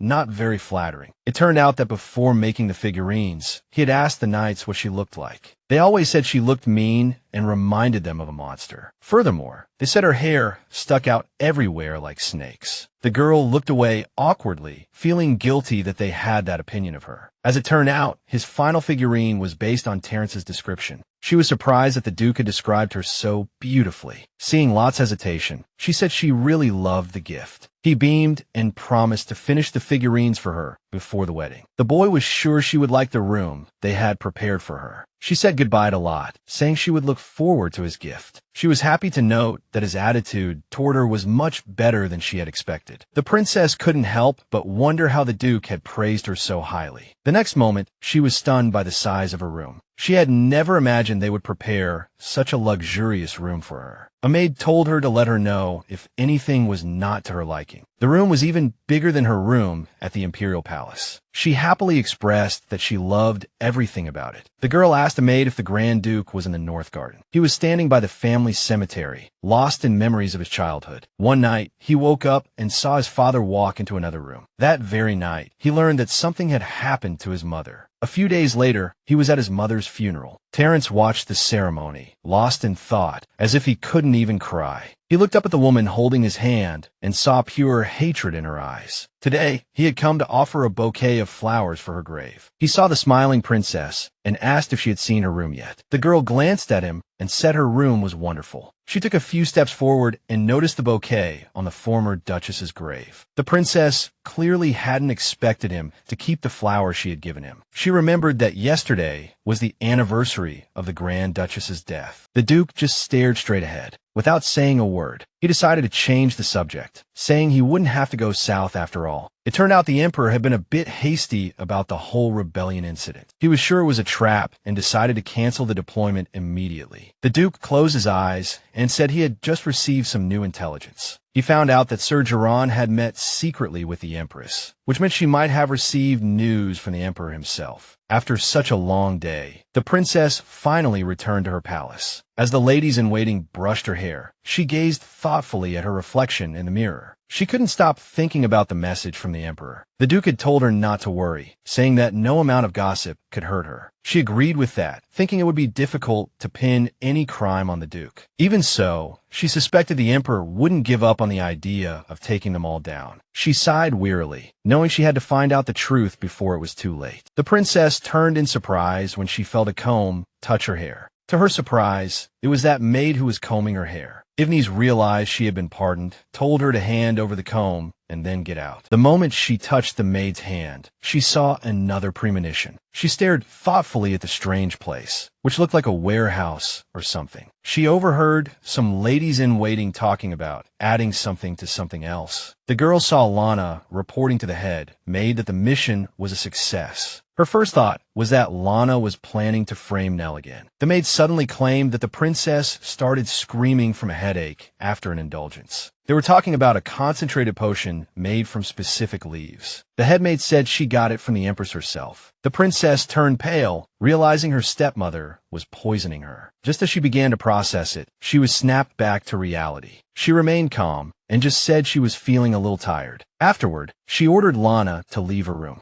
Now she knew that the maid would soon put the potion in her food, which would give her a splitting headache. She was shocked that her stepmother was behind it all. She knew they would try to portray her as sick to postpone the wedding. The princess briefly considered exiling Lana to another palace. She immediately dismissed the thought, knowing it wouldn't solve anything. Besides, she realized Lana was the key to her seeing the future. Afterward, she asked Nell if she had summoned Sir Sheldon yet. The maid replied that she had, and that she had also invited the Grand Duke to come over this afternoon. The girl thanked the servant for a job well done. The princess turned around when she heard a familiar man's voice. Michael Sheldon respectfully greeted Princess Evnes. The girl warmly invited him to sit across from her. The man followed her lead and got straight to the point, asking why he had been summoned. She held out a necklace to him, saying she would trade it for a favor. Michael raised an eyebrow skeptically and asked where she got it. She was secretly pleased to see his angry expression and said that she had found it. Once again, it was worth it, as she was holding the Sorrel family heirloom. In the novel, Evnes had thrown it into a pond right in front of Sorrel. Afterward, she had ordered the servants to find it, which annoyed many people. The princess had decided to find him and use him to get what she wanted. Michael Sheldon looked away, annoyed, and asked what she wanted from him. After a brief pause, she revealed that one of her ladies-in-waiting had a suspicious potion.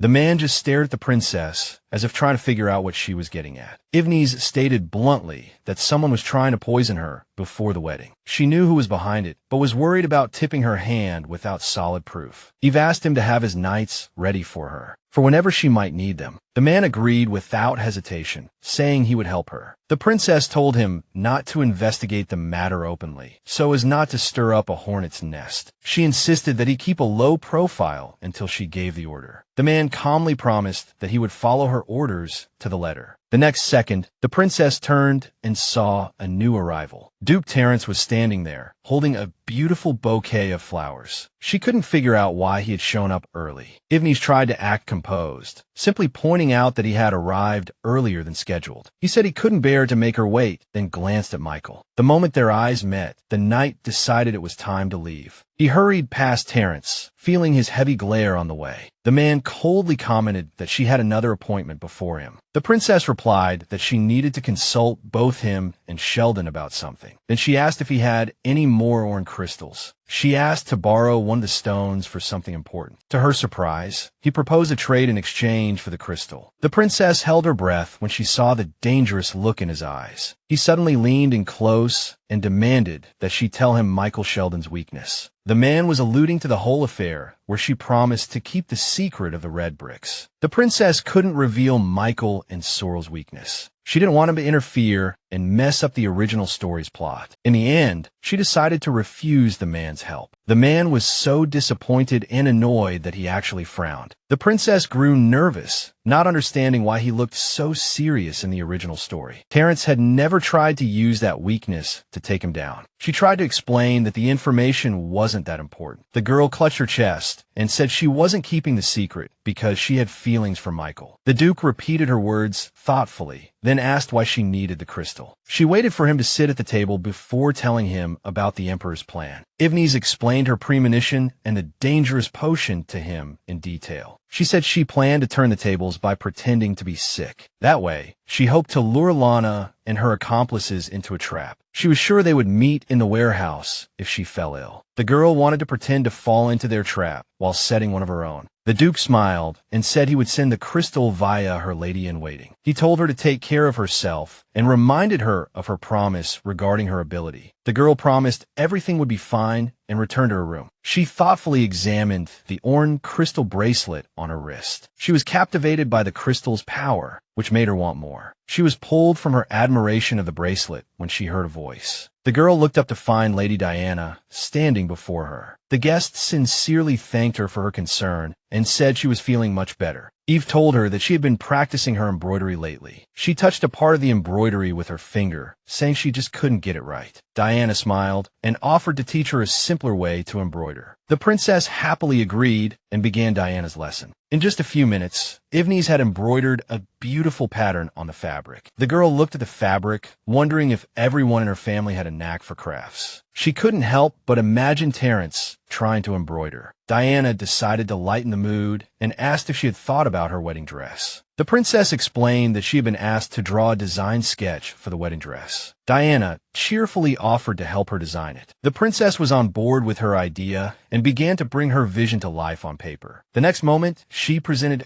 a, less than perfect version. Diana tried to hide her surprise, calling the drawing lovely. The princess admitted she was really bad at crafts, but Diana encouraged her. She said the dress needed some shiny decorations and offered to add them. Evnes noted that her additions made the dress look much more tasteful. She decided to go with the delicate design Diana had suggested. Nell suddenly burst into the room, announcing that the crown prince had arrived. The princess was surprised, as he had said he was busy. In the blink of an eye, the crown prince was in her room. He glanced at Evnes' guest and asked who on earth the girl was. Diana immediately blushed and greeted him with her head bowed. The princess suddenly remembered that Arinton had no idea who Diana was. She knew the crown prince's cold reaction could be hurtful. She immediately interjected, saying Diana was helping her design her dress. The man acted composed, simply saying he hadn't seen her in a while and was glad she was doing well. The princess breathed a sigh of relief and smiled, the crisis averted. She glanced at Lady Diana, who was blushing profusely, and beet red. Evnes was completely stunned, confusedly trying to figure out why she was acting that way. Before she could say anything, the girl said she would be right back. The man decided to ignore Diana's reaction and mentioned that Evnes was doing some embroidery. He wanted to say that it was actually quite good. Right after, he said he planned to return to the front lines as soon as the snow stopped. The girl forced a smile and told him not to worry about her. She already knew that in the original story, he didn't return until Eve's wedding. She needed him for the matter with the potion, but he hadn't shown up for any of the 4 tea parties. Evnes was deep in thought about when exactly to administer the potion. Arinton noticed her hesitation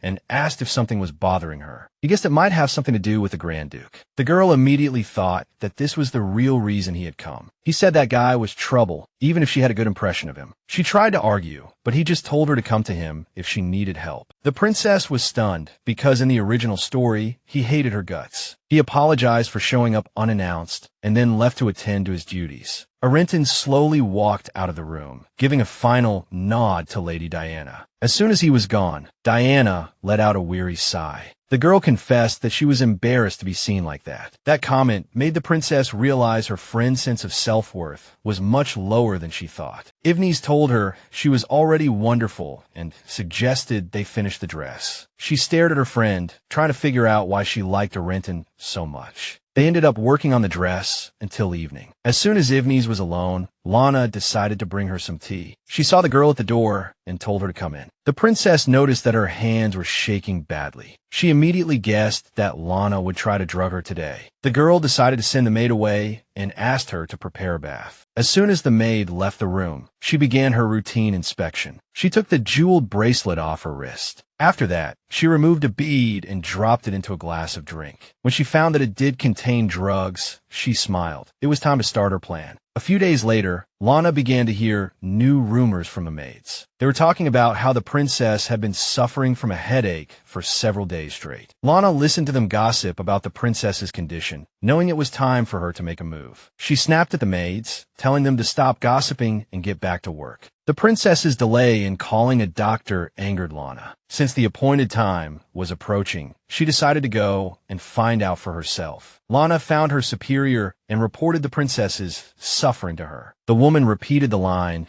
that Eve had seen in her premonition. She slapped a bag of gold coins on the table and ordered Lana to leave the mansion before the wedding. Lana smiled smugly, thinking she hoped the princess wouldn't just drop dead. Afterwards, she walked towards the exit with the gold coins in her hand. Just as she stepped out of the storage room, the knights appeared at the door. The two women froze, realizing their scheme had been exposed. They had never expected the Imperial Knights to show up. The next day, Mikhail told me they had caught them red-handed at the meeting spot. The princess was thrilled that everything was going according to plan. The arrest was easy because the princess knew where they would be. She had Nell and Chloe find out the exact time of their meeting. The princess took a sip of tea and asked if they had confirmed the identity of the other woman. Mikhail said she was the empress's personal maid. Evnes was clearly surprised that her stepmother could be so careless. It seemed she thought Eve was a fool she could easily manipulate. The girl found out the two maids were being held in the dungeon of the princess's palace. They were supposed to be taken to the Imperial Knights headquarters, but the emperor had spies there. She ordered Michael to guard them until she made a new decision. The girl handed him a box containing Cyril's necklace. Michael frowned, lost in thought, and asked why the empress would do this to her. The girl refused to answer, only telling him to tell everyone that he was just following orders. Michael had to let it go, but he was still worried about the whole thing. He took the box and told her to be sure to notify him if anything similar happened again. He also added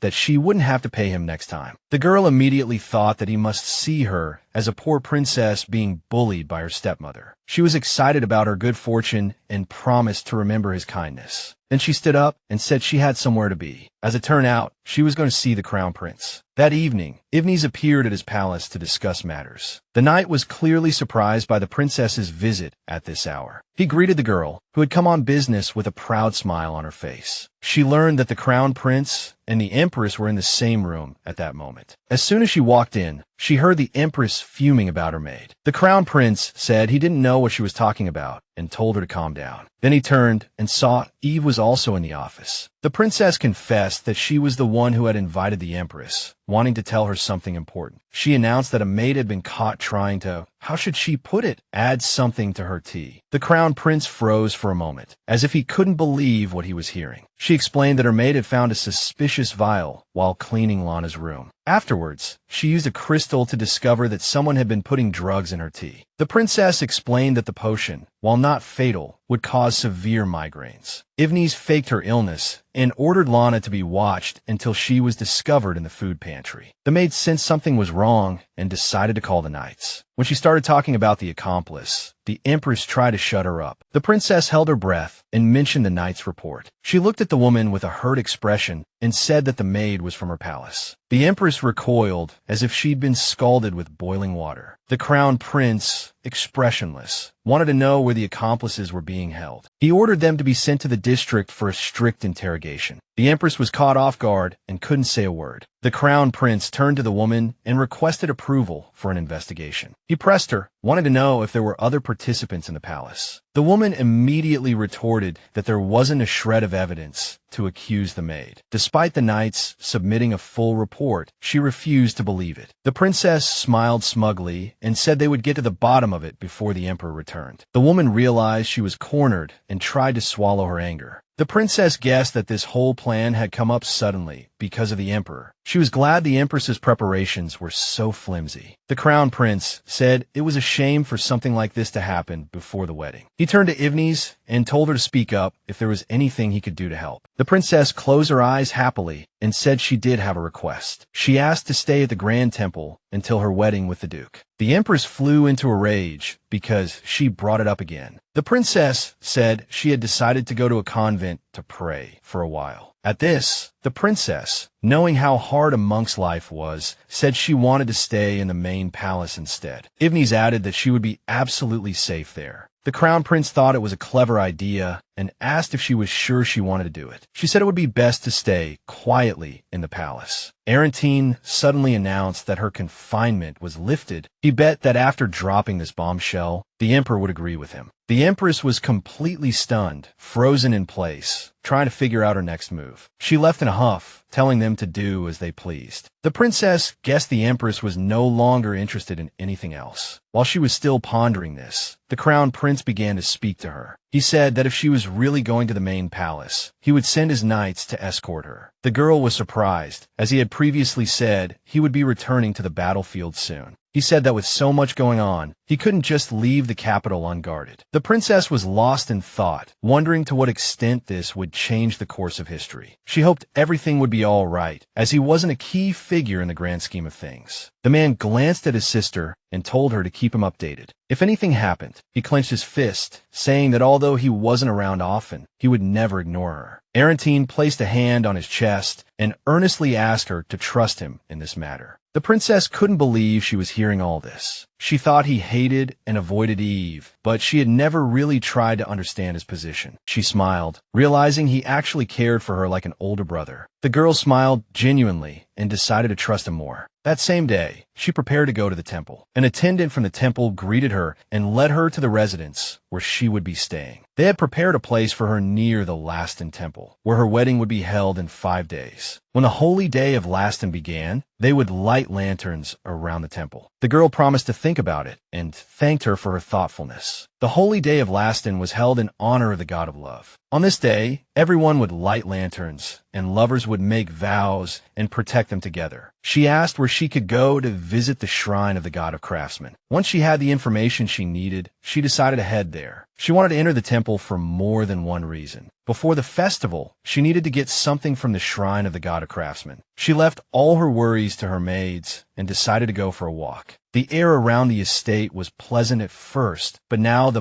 biting winter wind was lashing at her face. She didn't realize where she had wandered off to at first, just walking aimlessly in the courtyard. She looked up and found herself stopped at the Laston temple. The princess couldn't help but remember that this was where they hung the lanterns. They symbolized the wish to spend a lifetime with one person. She muttered to herself that it had nothing to do with her. No sooner had she spoken than her necklace began to emit an eerie glow. Seeing the strange flash of light, Evnes clutched her throat. She glanced down at the necklace and thought it was just static electricity. She blamed it on the dry winter air and put the necklace back on. She never expected to run into an acquaintance at this time. The princess didn't even realize how Sir Sheldon had appeared beside her. He said he was here with the Emperor's guards to protect her. Evnes was surprised to find that Arantine's knights were also stationed here. and the palace guards. She couldn't help but think of his commander, Garen, who was hardly her supporter. Eve wondered if the commander was ignoring him because of what happened yesterday. She was taken aback when he gave a completely unexpected answer. He said he had to ensure the princess's safety, so she didn't have to worry. Michael said he was just doing his duty and didn't care if anyone disliked him. She said, a little shyly, that she was grateful for his sudden compliment. After a brief pause, he asked if she had heard the news. It turned out that Princess Sorrel and Prince Billows were returning from the battlefield. Billows seemed like a nice person, but he was actually a cruel and wicked man. For some reason, the Emperor had a soft spot for Billows, so he knew about the plot to harm Eve. Billows wasn't shocked by this. On the contrary, he was excited. In the original story, he didn't appear until after the wedding. It turned out the Emperor had sent them to the capital, saying he could handle things himself. She immediately wondered if he knew what had happened yesterday. She also guessed that the Emperor might have already known his wife would fail. Evnes knew she needed to prepare for his arrival. She was convinced she had to make Sorrel an ally. The princess planned to use Terence and Michael's fascination with her. She wasn't sure if she could change Sorrel's attitude after so much had happened. Even so, Sorrel had always had a good impression of Evnes and might reciprocate her feelings. Meanwhile, the girl had already set off back to the palace. The next day, Evnes decided to host a tea party with the ladies. They thanked her for the invitation, knowing she was busy preparing for her wedding. Evnes, in turn, thanked them for accepting her invitation. They asked how she was feeling, as the invitation mentioned that something had happened. After talking with Mikhail, she had sent out invitations to important figures in high society. She had guessed they would come out of curiosity, but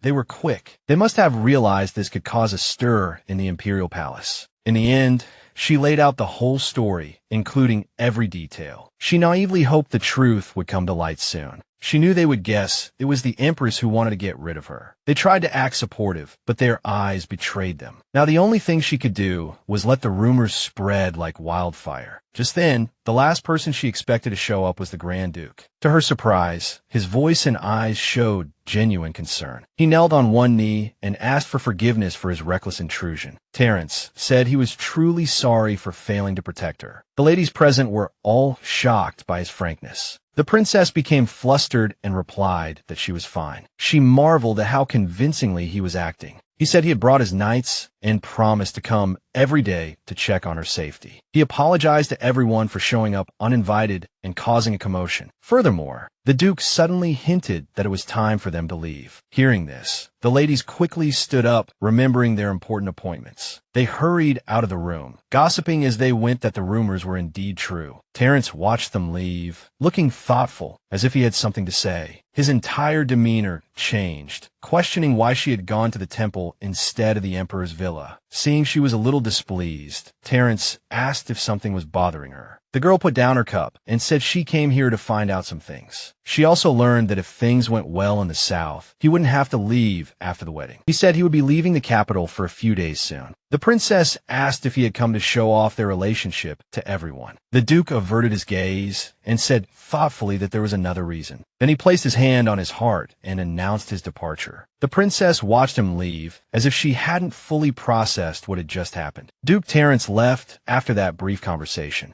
The princess glanced out the window and saw Lady Diana waiting in the reception room. She had come to inform her that the wedding dress sketches were ready. The princess practically sprinted to the meeting to see the sketches. Diana mentioned that she had seen a black cat, but it vanished in a flash. She said she had heard about the recent incident and was glad she was all right. Oh, and she had brought a pile of different wedding dress designs. The princess looked through them with full concentration, finding that she liked every single one. She noticed a sad look on Lady Diana's face. Diana told Evnes that Prince Billows and Princess Sorrel had a huge fight. Rumor had it they had a major falling out over the execution of prisoners of war. That was why the princess was placed in confinement. They had clashed in the original story too, but Sorrel was never confined. The princess began to think about how her actions were changing everything. To survive, she had already greatly disrupted the plot, but who knew where this would lead? Diana asked if she planned to stay until the wedding. It sounded like she was happy to be able to see Eve more often than when she was at the palace. She added that the view of the Alastan Temple from here was amazing. Diana mentioned that if you write your beloved's name inside a flower lantern, your wish is sure to come true. The lanterns were for praying for eternal love, and she wondered if she would release one with Terence. The princess immediately imagined how that guy would react. During their conversation, she discovered that Diana had also participated in that festival before. Since then, Eva tried to see new premonitions, but in every future, Diana didn't survive. Even so, she refused to give up hope of changing things. The princess gave a bright smile and suggested they go to the festival together. She said they could have dinner during the festival and then go see the lanterns. Just then, she felt that familiar, slight, tingling sensation on the back of her neck again. It seemed Diana also noticed the jewel beginning to glow. The princess explained that it was an heirloom of the Grand Duke's family. She realized all the changes had started after it changed color. Now she was even more curious about what kind of stone was in the jewelry. That night, she thanked her maid for packing her things. She felt a little embarrassed, but still asked her to stay with her for the night. Chloe agreed when she heard she had a place she wanted to go at dawn. Afterwards, she thanked Chloe for agreeing to help. On the way back to their room, they ran into Nell, who had found a storage room. There was nothing inside except for some useless junk. They decided to go in and have a look and found it quite cozy. Nell mentioned that the storage room even had a loft accessible through a hatch. She offered to pull the rope on the ceiling to show them. After that, the hatch opened and they even lowered a ladder. Nell had already checked it. It was full of old books and boxes filled with junk. The princess also thought the storage room was indeed abandoned. Nell offered to clean it up, but Eve refused, saying she wouldn't be using it. Even so, she thought it could be a good hiding place. That night, she decided to sneak out of her room. She knocked gently on the door, and a sleepy-eyed Chloe came out. The princess apologized for disturbing her rest. She said they needed to cross the garden to get to the small chapel next to the temple. Eve was sure it wouldn't take long, as there was no security there. The girls froze when Chloe heard footsteps. The princess immediately suggested hiding in the bushes and spotted a knight. She instantly guessed that he must have seen the light from her lantern. Evnes squeezed her eyes shut in fear, trying to quickly think of a plan. Her eyes snapped open when she heard a familiar voice. The princess saw Michael appear and question the knight. The man explained that he saw a light deep in the garden and came to investigate. Michael told him that he would check the area himself, so he could go patrol outside. As soon as he left, Michael turned to the princess and told her she could come out. They had no choice but to come out of their hiding place. He decided to ask her why she was wandering around here so late. She replied that she had some private business to attend to in the chapel. The princess insisted that he not interfere and asked for his understanding. After a brief pause, he agreed not to stop them. She thought she had gotten off easy, but then he offered to escort her. It seemed Evnes hadn't expected another follower. Sir Sheldon insisted on ensuring her safety all the way. She couldn't very well tell him that Chloe was a top-tier bodyguard. In the end, she agreed to his unwelcome condition. Chloe tried to get her attention, but she said everything was fine. She said she would let him escort her, but on one condition. Eve insisted that he not ask what she was doing and that he keep everything a secret. The man agreed, and they walked to the chapel in silence. The princess was surprised to find the sanctuary much gloomier than she had expected. The god of craftsmen was considered impure, so no one ever sought him out. This shrine was not open to the public, which was why she had decided to check the archives. Sir Sheldon pointed to a door and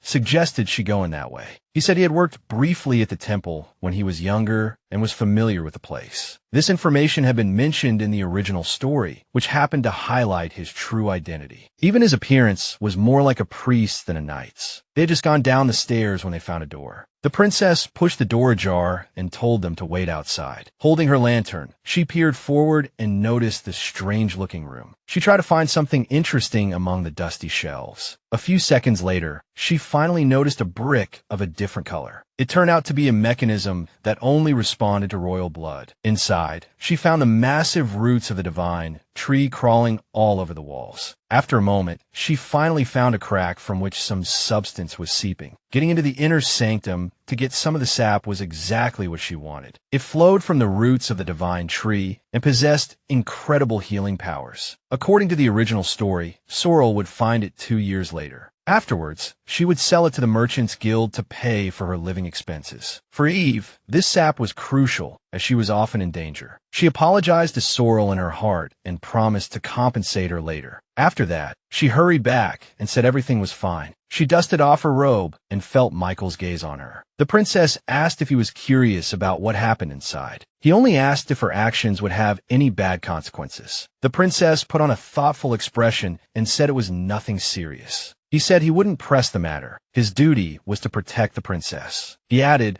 that as long as she was safe and sound, he wasn't worried about anything. After a short pause, he said he understood how crazy things were with the emperor. She was surprised to find that he was actually sympathizing with her at this moment. She knew that seeing her so alone, he very likely did find her pitiful. As soon as she saw the sunrise, she wondered if Michael knew Sorrel was back. He stopped and asked if she was planning to see the princess. She lowered her head and said there were many things she wanted to apologize for. He turned around and decided to ask her why she hated Sorrel. In his eyes, the princess didn't seem like someone who would hurt a fly. The princess considered whether to mention the reason from the novel. After a brief pause, she boiled it down to pure jealousy. The girl lowered her head in frustration and said that Sorrel had everything she wanted. She had a wonderful character, divine power, and the love and attention of everyone. Unlike her, Evnes was younger and considered a fake saint. That was why she was jealous of Sorrel, who was truly loved by everyone. This jealousy turned into resentment because she couldn't be like Sorrel. Even in her past life, seeing happy families would make her feel jealous and bitter. She knew better than anyone how despair could make you feel worthless. Eve sighed, knowing it was wrong to hurt others because of it. Michael said the princess had indeed suffered over the years. Even so, the guy added that he understood that feeling. It's tough having a sibling who's good at everything, he thought. The princess was shocked by what Michael had just said. It made her think that he knew Terence was his half-brother. The girl asked him directly if he had a brother. Michael replied thoughtfully, yes, even if we are half-brothers. Evnes fell silent, shocked, trying to figure out when he had found out. She wanted to grab his shoulders and ask where he got this information, but she couldn't. Michael took out a leather pouch and offered to return Sorrel's necklace himself. Evnes was surprised, as she thought the princess didn't want to see her at all. Michael smiled and said that Sorrel wouldn't hold a grudge over it. She couldn't help but wonder if Sorrel had ever hated her. Evnes wanted to ask Michael what made him so sure. She was about to speak, but a familiar male voice interrupted them. Standing before them was the Duke, looking both angry and agitated. The princess froze, realizing how bad the scene in front of her looked. Just this morning, they had agreed to meet in a more private setting. Evnes couldn't understand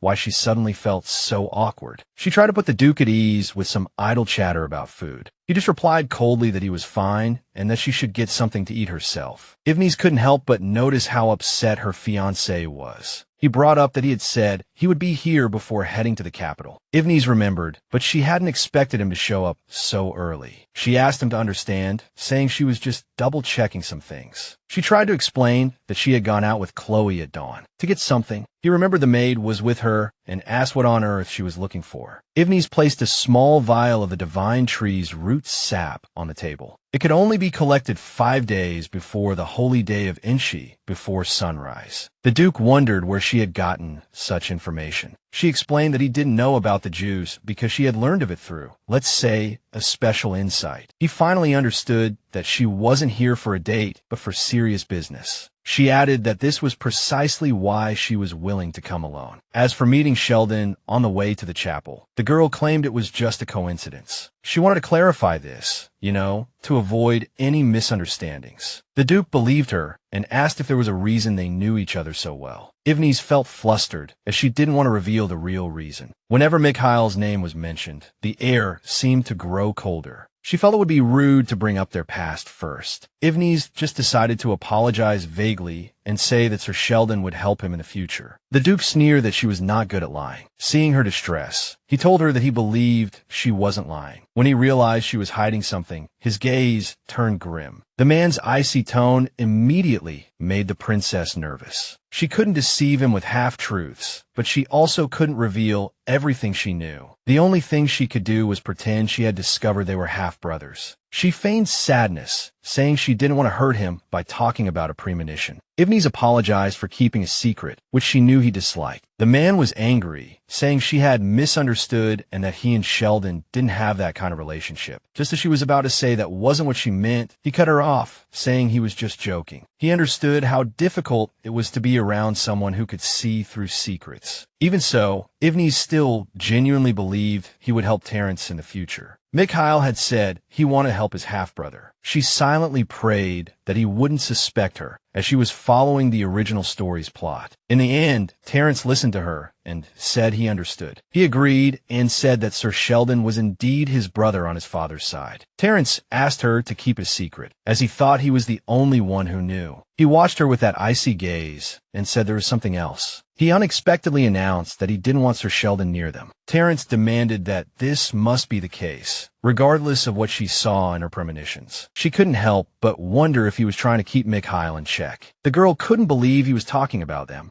and not referring to other people. Evnes guessed he was just worried about the succession of the ducal title. In this world, even illegitimate children had inheritance rights. If Terence were to die, Mikhail would get the title, but things were complicated. Mikhail worked for the Emperor, and the Emperor could easily use him as a tool. Terence was afraid his family would become a pawn in the Emperor's game, but she still didn't understand why he didn't just get rid of Mikhail. At this point, the only thing she could do was accept Terence's point of view. She promised to do as he said and reminded him that she would soon become the Duchess. He was secretly thrilled that they had reached an agreement, blushing furiously. The princess immediately noticed his strange reaction. Nell came in and said a priest had arrived from the main building. He had brought the documents for the ceremony preparations. In the temple, the young man was trembling like a leaf, trying to convey the high priest's apology for the delay. He was afraid she would fly into a rage because the report was late. She knew the real Evnes would fuss over every tiny detail. She hurriedly took the report, accidentally touching the young man's hand. The next second, she felt the temple being consumed by a raging fire. It all happened so fast that at first, she didn't realize it was a premonition. She tried to brush away the flames that were devouring everything around her, yet leaving her untouched. She turned around and saw the house where she was staying. The princess didn't immediately understand what this premonition was trying to tell her. The next moment, she felt both the house and the temple being burned to the ground. Immediately after, the girl snapped back to reality and opened her eyes. The priest was startled, thinking something was wrong. The girl smiled and said she would look at the report later. She immediately realized the building in the premonition was the temple where she was supposed to get married. She had learned from Terence that the temple's interior was made of wood. That explained why the fire seemed so intense. Terence noticed her strange behavior, and then she told him about the premonition. The man asked what else she had seen. She explained that it was nighttime and lanterns were hanging everywhere. They both guessed it would happen on the day of the Rastana festival. The premonition had appeared the moment she was thinking about the wedding and handling the documents. She began to wonder if they would burn down the temple to stop the wedding. Terence, as if reading her mind, said it wasn't just about stopping the wedding. The girl was surprised and decided they should exchange information. She agreed that the price was too high just to ruin a wedding. She admitted that she couldn't be sure of anything yet, and the fire might just be an accident. Terence suggested they act cautiously until they had more information. He promised to see her after returning to the capital and told her to take care of herself. The princess promised to be careful and noticed that her tea had gone cold. Before leaving, Terence pointed out that she even called him by his first name when they were alone. She used to always call him Your Grace, but things were different now. Just recalling those moments made her eyes widen in shock. She apologized for her improper behavior and said she just felt very comfortable around him. The princess couldn't believe she had let her guard down in front of a man like him. She had thought he hated every word she said to him. But contrary to her thoughts, those words brought a gentle smile to his face. He told her she could call him whatever she wanted and then left. The princess blushed when she realized he had only smiled slightly. The next day, she decided to go check the Rastana temple herself. It was so magnificent that it was hard to believe it was built of wood. She couldn't believe such a place would be burned to the ground. She discovered they were planning to hang lanterns inside the temple. She knew this would create the perfect conditions for a fire. She thanked the guard and decided she needed to investigate further. The princess felt lost as she wondered how to stop the fire. The plan would only succeed if the fire looked like a complete accident. She realized her only option was to somehow catch the culprit. Running into Sir Sheldon again, the girl appeared very surprised. She said she had decided to come see the temple before the wedding. She had promised Terence she would avoid the night, but that was becoming increasingly impossible. He mentioned that the Inchy festival was approaching. She wanted to see all the beautiful lanterns, but the thought of the fire terrified her. She decided to ask if he planned on making a lantern. The princess guessed he would make one with Sorrel, but he said he wasn't interested. He reminded her that he would be her escort during the festival. She had always thought he should have fallen in love with Sorrel by now. Mikhail decided to leave, telling her to contact him if she needed anything. She said goodbye, secretly hoping things would work out between him and Sorrel. The next second, Nell started shouting, drawing everyone's attention. She announced that the Grand Duke had sent her a special letter. The princess was surprised he had sent a letter so soon after leaving. The letter said the situation in the south had been resolved, and he would be able to return to the Empire soon. He suggested they go to a party at Marquise Cornell's home together. She hadn't attended a social event in a long time and was very excited about the proposal. The girl turned to her handmaidens, asking for help to get ready for the party. That evening, the Grand Duke's carriage came to pick her up. The man casually remarked that nothing had happened in the 2 days he was gone. The girl smiled, saying that luckily, nothing bad had happened. She added that the Rastana temple was still her main concern. The Duke said the problem in the south would be resolved soon, and he wouldn't have to go on the expedition. Furthermore, he had reported to the Crown Prince that he would be canceling the southern expedition. The Crown Prince replied that it would be difficult to change the established plan, but he would try. The princess was surprised that her brother had agreed to get so deeply involved. Terence speculated that the Crown Prince had also noticed something suspicious about the recent events. Their investigation into the drug and the handmaiden's identity was not yet enough for them to confidently accuse the Empress. The prince was helping Terence stay in the Empire, which showed how seriously he was taking the matter. Terence clasped his hands and said there was more news. Hearing that her father was returning to the Empire, Evnes felt a chill in her heart. She decided to double-check if Billows and Sorrel were also on their way. Those two had been sent out before we even knew what the Empress was up to. The Emperor was expected to return to the Empire within a week, 10 days at most. Evnes started to freak out, thinking the entire storyline could be disrupted. She began to doubt if she could handle it all and if she could fully trust her premonitions. Terence touched her hand and told her there was no need to worry about these things at all. He added that the Empress wouldn't take any rash actions right away. The princess blushed when she realized he was comforting her. Terence said the party would be very lively and suggested she relax for now. The princess quietly agreed, noticing how warm his hand was. Even with his support, she still felt a strange sense of unease. Meanwhile, Billows was heading straight for the celebration. His aide asked if he was really going to show his face there. He sneered that he wanted to see his sister's reaction after so long. A short while later, Terence and Evnes finally arrived at the formal party. Seeing them together, the beautiful noble ladies immediately fell silent. Their gazes were instantly locked on the Grand Duke and the princess. They immediately believed all the rumors were true. The princess smiled proudly as they discussed the latest gossip. She was glad the matter had already spread among the nobility. A lady approached the couple and praised how well-matched they looked together. It turned out this mature lady was the hostess herself, Marquise Cornell. Evnes thanked her for the invitation and complimented her on the wonderful party. The woman smiled sweetly, saying she was getting prettier by the day. Evnes knew she was just trying to be diplomatic, afraid that she would ruin the party. The Marquise decided to bring up the fact that the Duke was supposed to be leaving for an expedition soon. The man said that while that was the original plan, the situation in the south had been resolved. The Marquise asked if that meant his presence wasn't needed after all. The princess smiled slyly, knowing it was her turn to interject. She snuggled up to the man, saying everything was exactly as she had said. Evnes caressed his chest, saying she worried herself sick every day he was on the battlefield. No one knew that she had been practicing like crazy ever since being scolded by Terence. She was surprised that Terence looked so stressed. She felt she had overstepped and decided to apologize when they were alone. The man pulled her closer, saying that seeing the princess was more important than any mission. Marquise Cornell blushed at this passion and was happy for them. The princess found it all so fake that it was even a little creepy. She wondered if Terence had also practiced while she was away. The Marquise decided to change the subject and asked if she was still living at the temple. She casually mentioned some rumors about a small incident at the imperial palace. Evnes immediately understood what the Marquise really wanted. The princess put on a sad expression and told her the inside story of the whole poisoning incident. The Marquise feigned sympathy and asked what would drive someone to do such a thing. Evnes added that she was more worried about the empress, as the culprit was her personal handmaiden. The Marquise chimed in, guessing the empress must be distraught. She wondered if the woman planned to stay in the palace for a while. The Marquise tried to dismiss the servant, but he kept trying to get her attention. The next second, she heard a man's footsteps approaching. The princess's eyes widened when she heard that the second prince had arrived. Billows met her gaze, his eyes full of arrogance. The princess immediately guessed the emperor had ordered him to spy on them. She wanted to ignore him, but he was also one of the participants in the whole conspiracy. Evnes brought up the poisoning incident, saying she was safe and sound thanks to Terence. Billows thanked him, while Terence lovingly said it was his duty. The whole romantic scene left the second prince speechless. He was shocked that the rumors were actually true. The princess decided to apply more pressure and grab Billows' hand. She told him that with so much having happened, he should go and smooth things over with the empress. He asked if she had gone soft because she was getting married soon. Evnes was sure he was surprised by her suddenly grabbing his hand like that. She kept squeezing his hand, hoping she would finally see a premonition.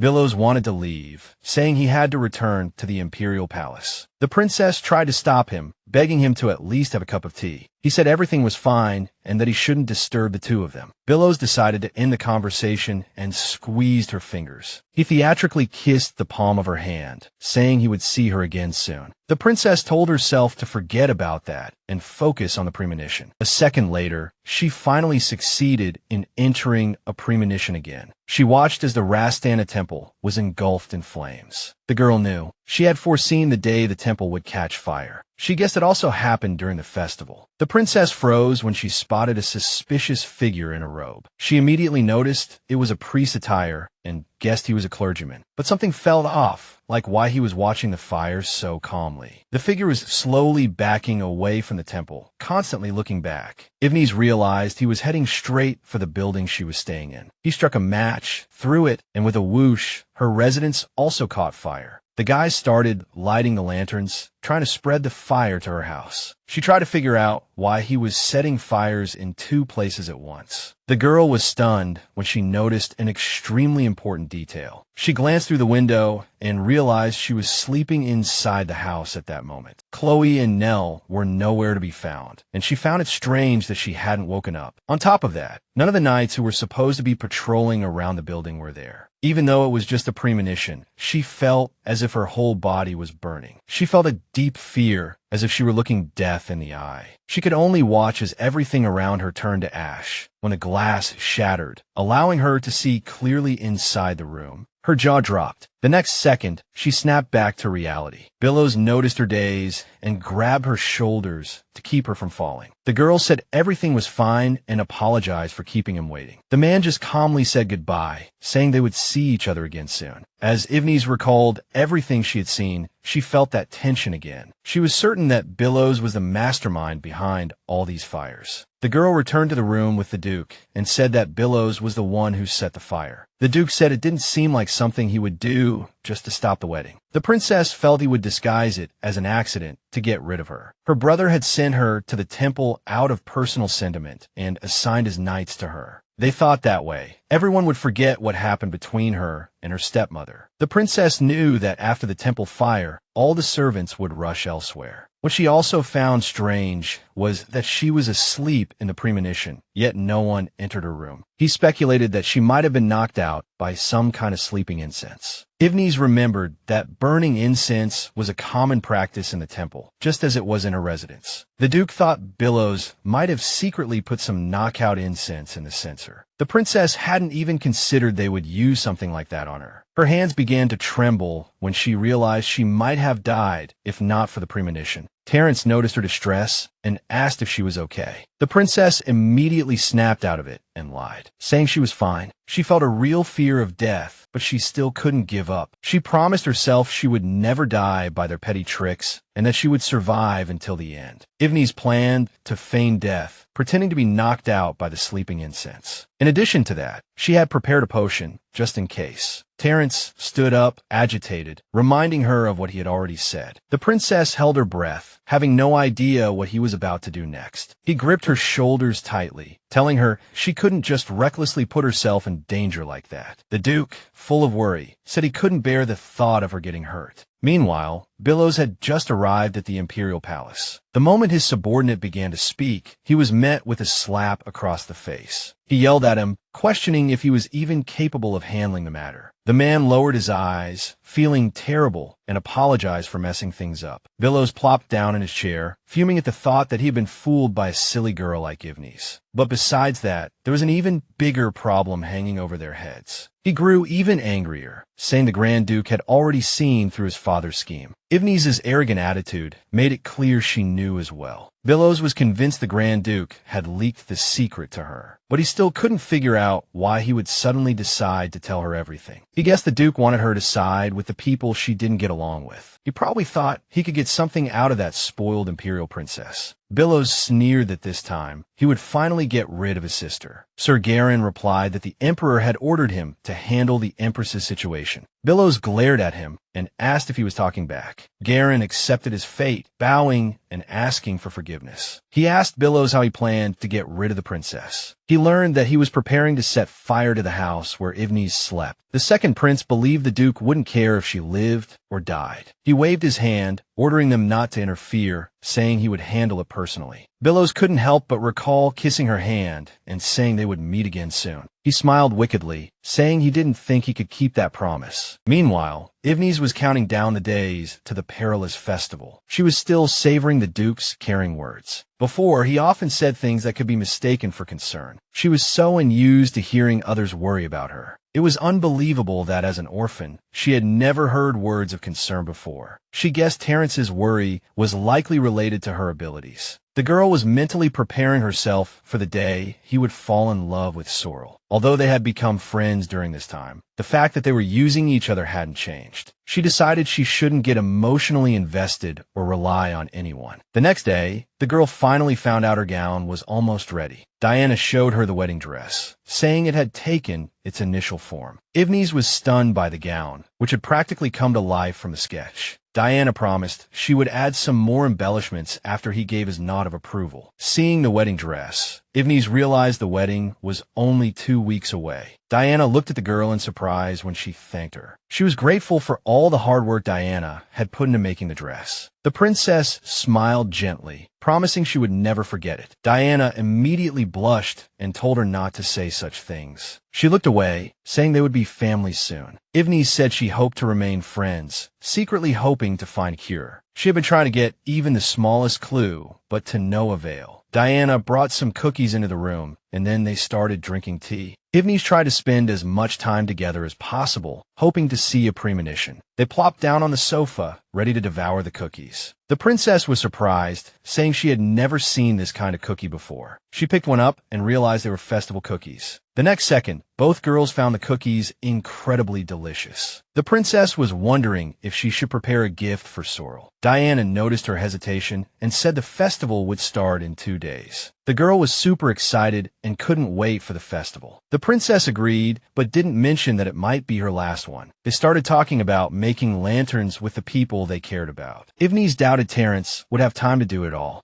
After a brief pause, Diana suggested making the lantern with him. They both fell silent when they heard the Imperial Palace's chamberlain had arrived. The man entered the room and apologized for the unexpected visit. He said he was there to deliver a message from the Crown Prince. He had ordered the Imperial Knights dispatched to the temple to be brought back to the palace. The princess asked why he had given such an order. It turned out Billows had shown up at the palace, saying he was shorthanded at the time. The princess realized that the terrible prophecy was starting to come true.